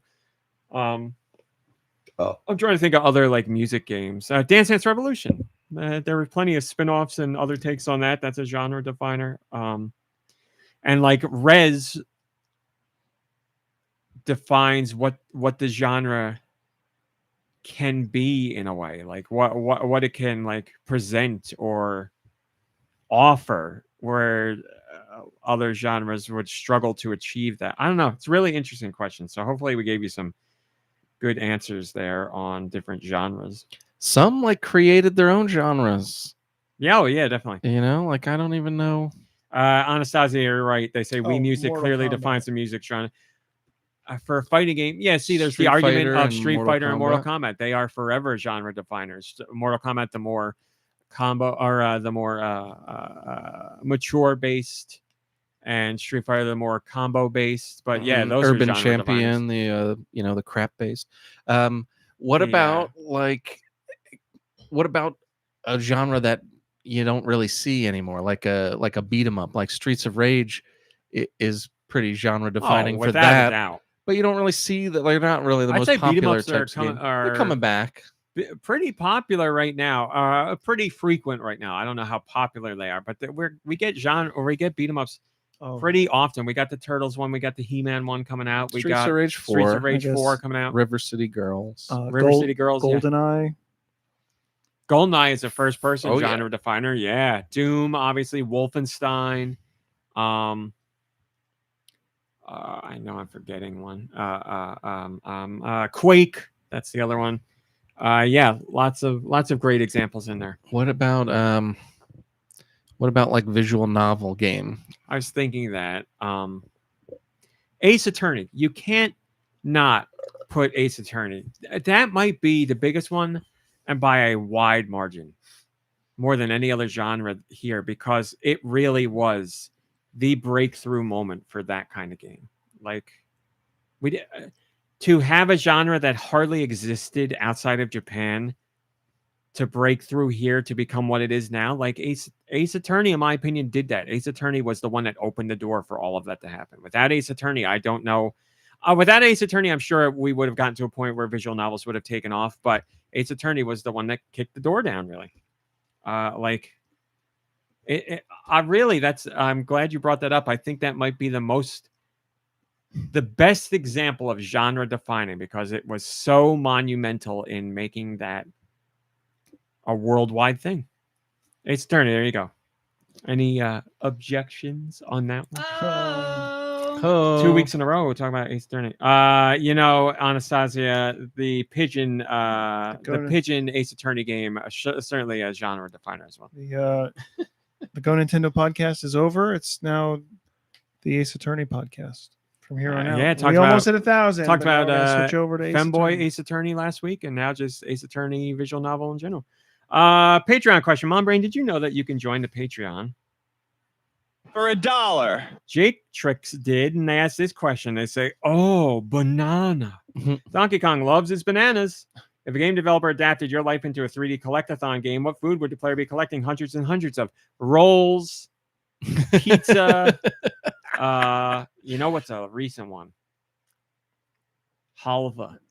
Ooh, I want to eat halva all the time. What's that? I Is love that the stuff that halva. The Greek stuff that you talked about last year or 2 years ago? It's not It's not Greek. Greek. I don't think. Is it like that flaky stuff that you were getting from Lidl? That was a Greek thing.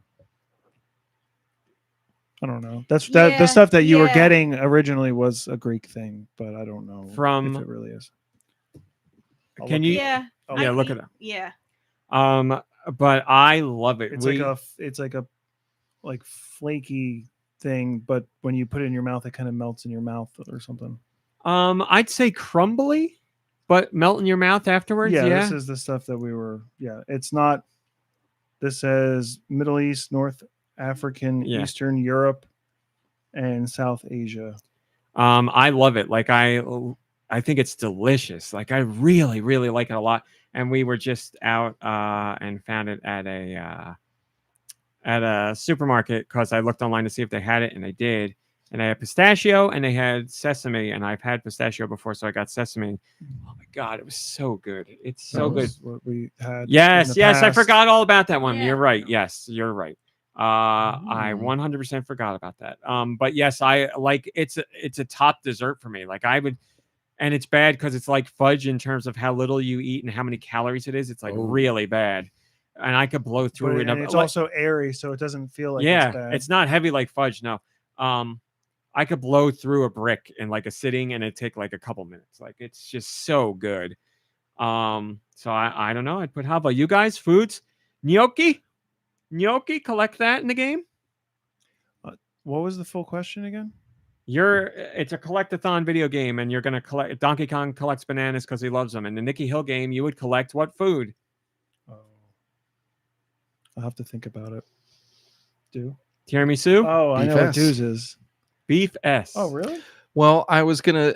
Hot dogs. I wasn't paying attention to the type of I game, the didn't collectathon thing. realize- I was thinking of it as in Streets of Rage 2, where you get turkeys for full health. So that would be beef S. And then for half health, instead of an apple, it would be hot dogs with relish, mustard, and sauerkraut made in an air fryer.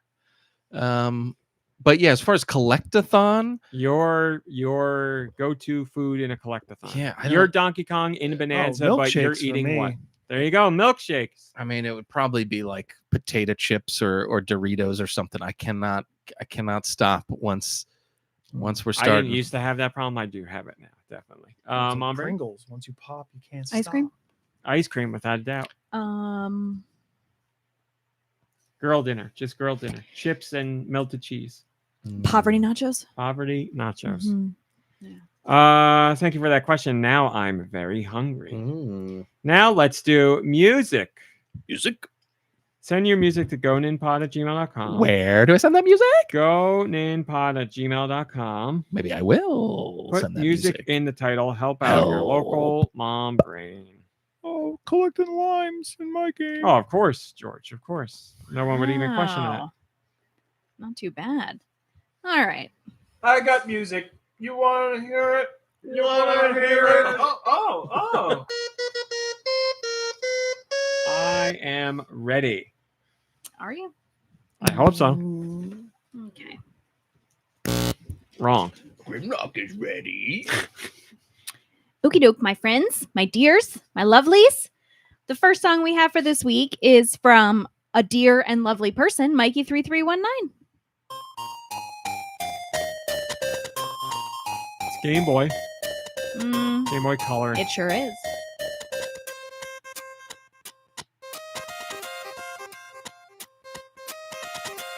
I got absolutely zero clue what this Is it is. spy related? No, Is it Codename Viper related? no, Is it Namco related? no, Is it Bandai related? no. Is it licensed? Yep. It's licensed, but it's not a bad song, It's not which bad. really throws me off. Pretty funky. Yeah. I got nothing. Angels in the outfield. No.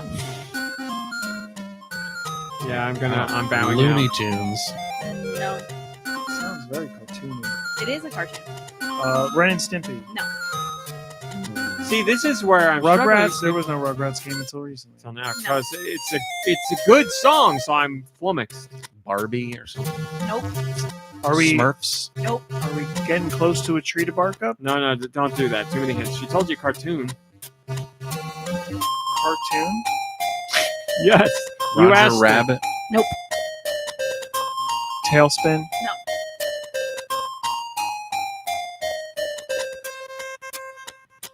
I just want to say I'm officially out. There's too many licensed Yeah, games. I I'm don't out know. then.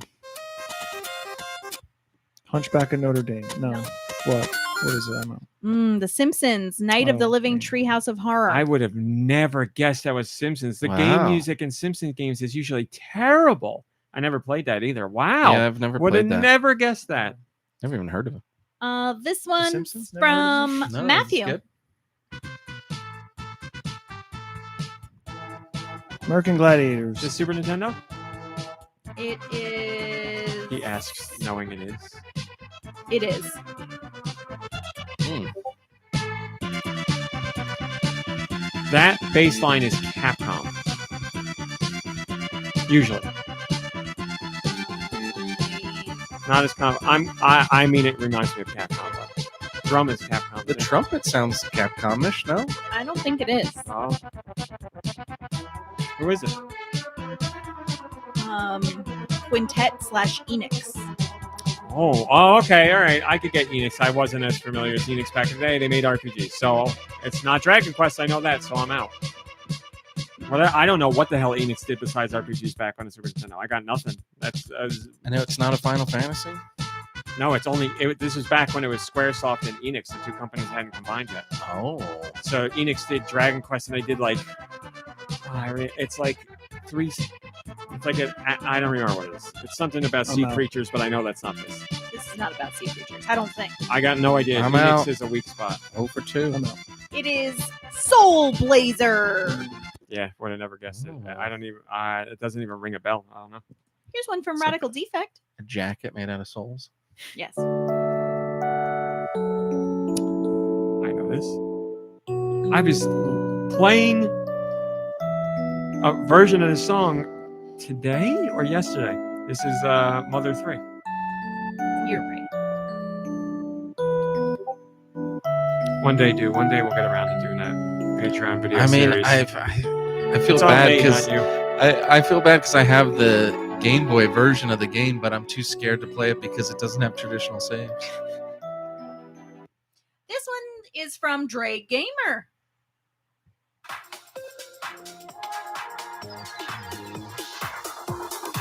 I know this. Life is a beautiful madness. You do.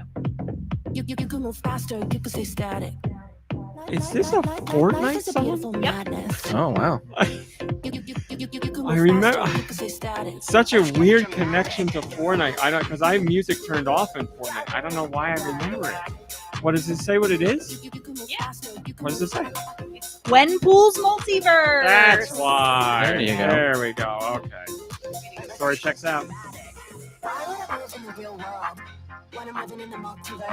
See, just listen to the lyrics. RMC, it was right there. Multiverse. This one comes from PT. Ah, yes. I believe Nicky Hill, if he searches his memory, will remember this song very well. Picture this. It's the DS, and I will give you no more. Clubhouse games? No, but similar Oh, in what you're doing. the poker. There was a poker game. I don't remember what it was called. I played the crap out of whatever this is. I've heard this a million times. He's giving you the zoomed in. Yes, this is a game within. Oh, is this another Clubhouse games for the? No, Yeah. but you're doing something Clubhouse Games-esque Oh, in it's- another game. Yeah, Is this the I know exactly what it is. It's not the poker game that we bought together. It's the solitaire game that's in the Mario 64. You got it. There you go. I played the There you go. crap out of I that don't remember. because I remember that song. You played the Luigi Find the Face game a lot. Okay. This one comes from Nico Darunia. Hey, that's better than me.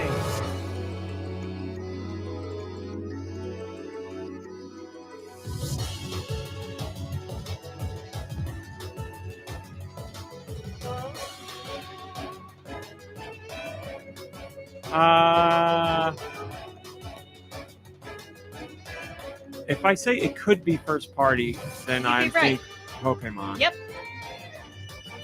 Scarlet and Violet? No. Sword and Shield? Nope. Oh no. What system? 3DS. Oh boy. Sun. Did I say Sun and Moon? It's not Sun and Moon. What the hell was on 3DS?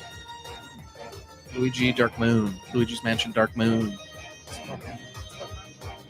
Oh, we already came up with it. It is Pokemon, yeah. Okay, I know this. On 3DS, I don't remember the names. of them. Heart Gold and Soul Silver. Sorry, no. Rose pink. Is it a spin-off or is it a main one? Like I know. Well, here, is it Pokemon blank blank and blank blank? Yeah. Okay. then Periwinkle It's blue. actually. Oh yeah. No. God damn it! Why can't I remember what was on? Chartreuse. Onyx and Pearl. No. Diamond and Pearl. No.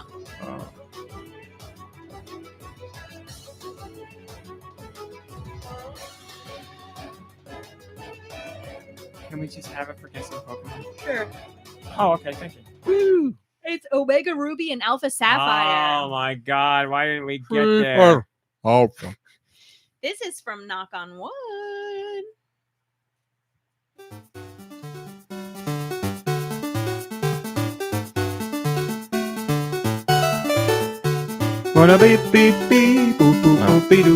This is the original song is from Double Dash, Mario Kart Double Dash. So okay, sound quality is DS.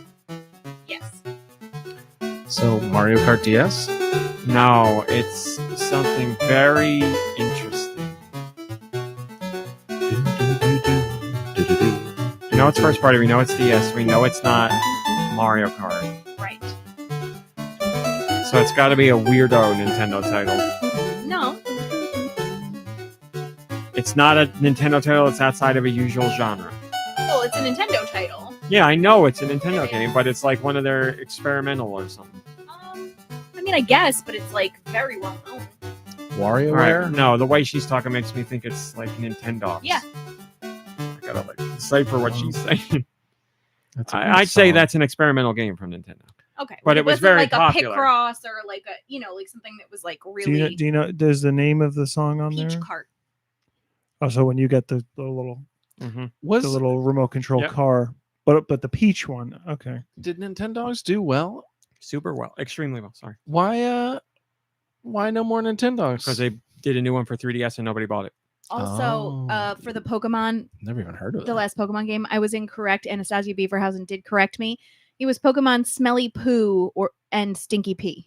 Those Yeah, were the that's the name, titles. dude. You know, normally I wouldn't be down with denigrating Pokemon, but in this case, since we're running late, maybe we should just move on. Okay. Okay, this one comes from Wired.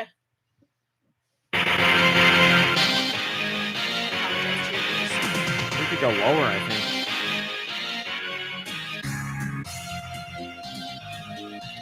Oh my God. Okay.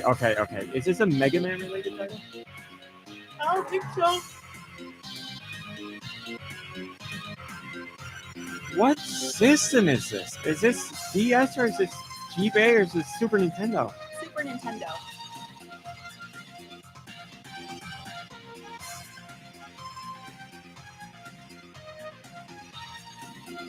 I'm out. Is it? I'm out. It sounds like bad Konami. Is it Konami? I don't know. Can you look it up? Sounds like late stage Konami.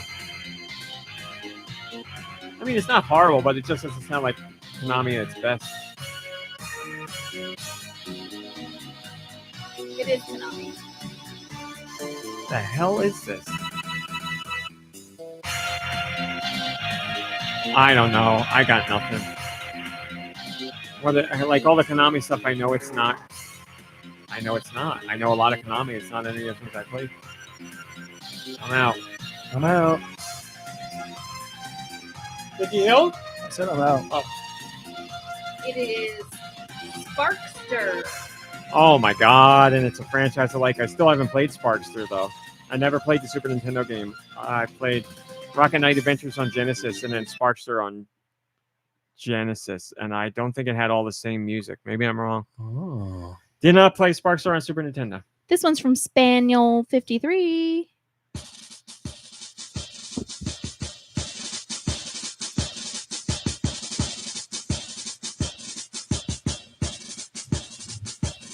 Platoon. Oh, wait a minute. Animaniacs? This is also Konami, right? Or Captain? Get your shovel together, RMC. No, No what? it's not. Does it take place at a circus? I know this. I'm not sure.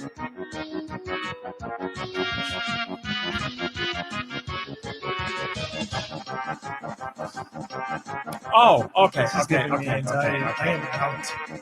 Is it licensed? No. Why do I know this? Oh my god, I'm an idiot. This is Mario and Luigi.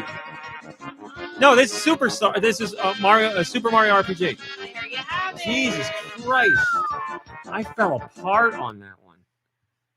Oh, that's Okay. embarrassing. I mean, I wasn't going to say anything, but That's really bad. We were all thinking All it. right, well, you have one more chance. This is our last song from Geku Kitsune.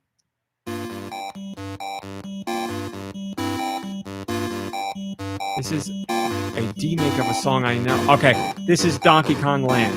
That's Donkey Kong Land 2? yes. Because it's a roller coaster.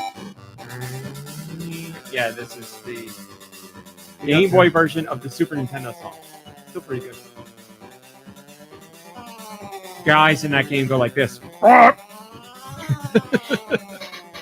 Doom, doom, ba-doom, doom. Doom, doom, ba-doo-doo-doom. All right, I good used job, to play guys. that on my Game Boy Pocket on the school bus, and I used to feel like the coolest person in the world. And you know what? You were. I was 6 out of 10. I'll take it. 6 out of 9. I'll take it. 6 out of 9. We got there. And then that's it. That's the end of the show. well, everyone have a good week. Enjoy September. Do you remember? Well, September. So There's- remember, There's something to remember. Like, remember the last segment of the podcast every week. It's called Deux Views. It's never news. Rumor of the week with Dew Michaels. what are we starting? Thank you. So, as you may know, Thank you. I have spiders and flies that creep and crawl and soar all through the video game channels, and they come back with the latest rumors that you may not necessarily hear anywhere else. And I read them at the end of the show, and it's very exciting for all of you. So, without further ado, actually, there's an ado. There's one more ado. It says here, there's a little post-it note here on this last rumor story. It says, "Dear Do, these rumors are true." So Oh we're doing my something God, different this week. wow. A true news Get story. ready. Breaking news here, everybody. And Take this it to the is bank. so exciting. This is really great stuff. You may have heard the podcast earlier where we talked about the dev kits that Nintendo was not sending out to other developers for the Switch 2, and people were like, why are they doing that? Why are they doing that? Well, turns out they're trying to cover up a mistake they made because they had been sending everybody the dev kits for the scrapped system that they tried to do with Sony back before the PlayStation 1, because they heard that PlayStation graphics were all the rage. Oh. So they sent dev kits for this system that never even got released from years ago. And it's a very, very interesting news article. Somebody's getting That's fired true. for that one. That's true. And Yeah, right. I mean, yeah.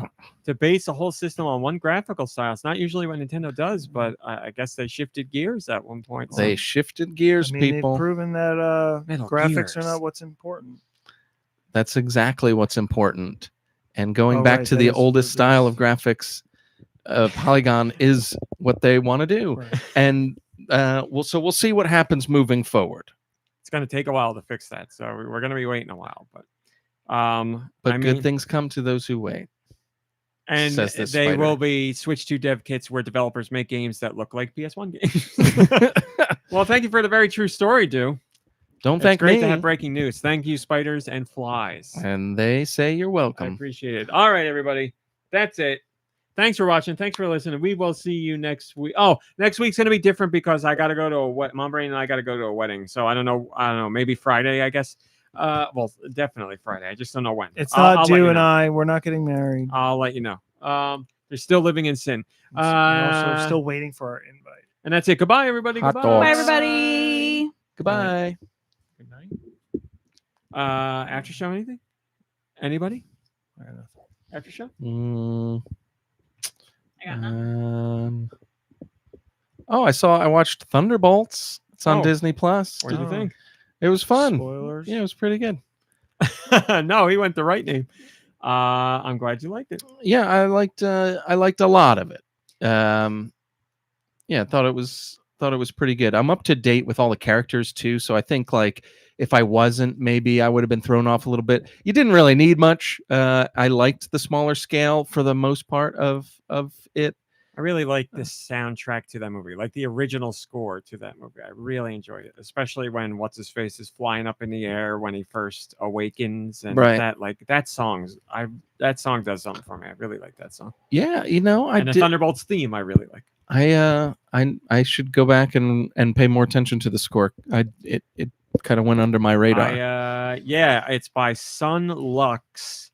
You can stream the whole thing for free on the Disney Vivo Music channel on YouTube. But yeah, I like that. I like a lot of the Marvel music, but that one, something about it really resonated with me. Like I added songs to my YouTube playlist right after seeing it. I really just that song when he's taking off and the Thunderbolts, like the official Thunderbolts theme, I really liked. And there's another song in there when he's when he goes black and sucks up everybody into the void. Like there's a song that plays there that I really That was like. a cool effect. I liked that. I thought They're that was like- really I like cool. when he hits them with it and they're like, yeah, really like it. Yeah, I was into all that. So And what's his face? I love him. Stranger Things, man.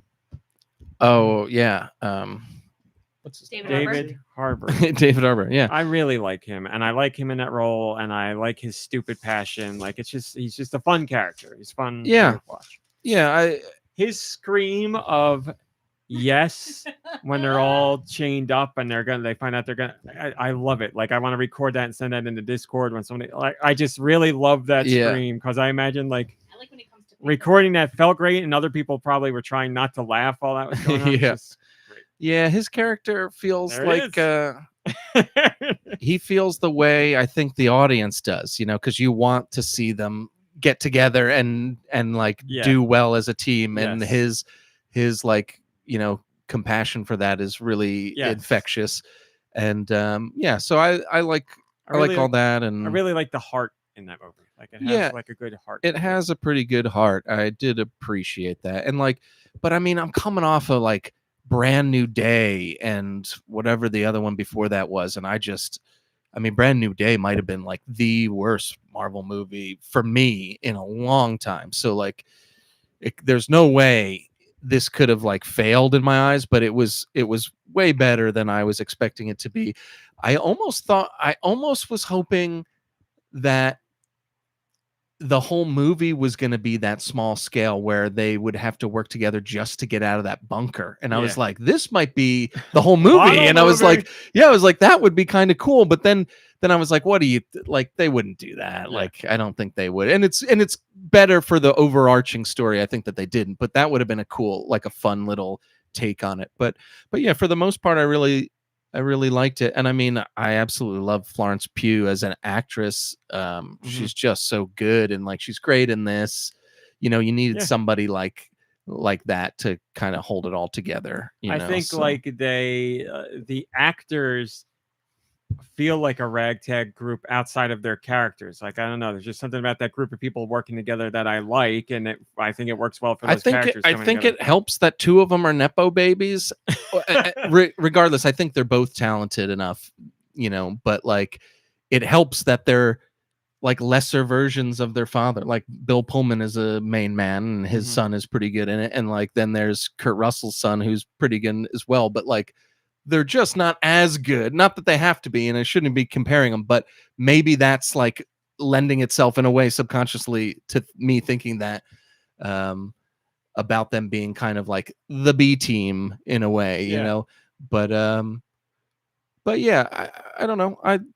I would say they're going in the right direction with that kind of stuff. Because now we're in a time when it's like one movie a year and one show a year if you're lucky. So here we go. Well, it's funny that they were flooding the market, and then they were like, "We're going to take a break," and then this year started, and they were like, "Here's a show, here's a movie, here's a show, here's a," like they started to flood it again. There's one show, but 2 movies in very close proximity. And there's more for this year, aren't there? Or are they done?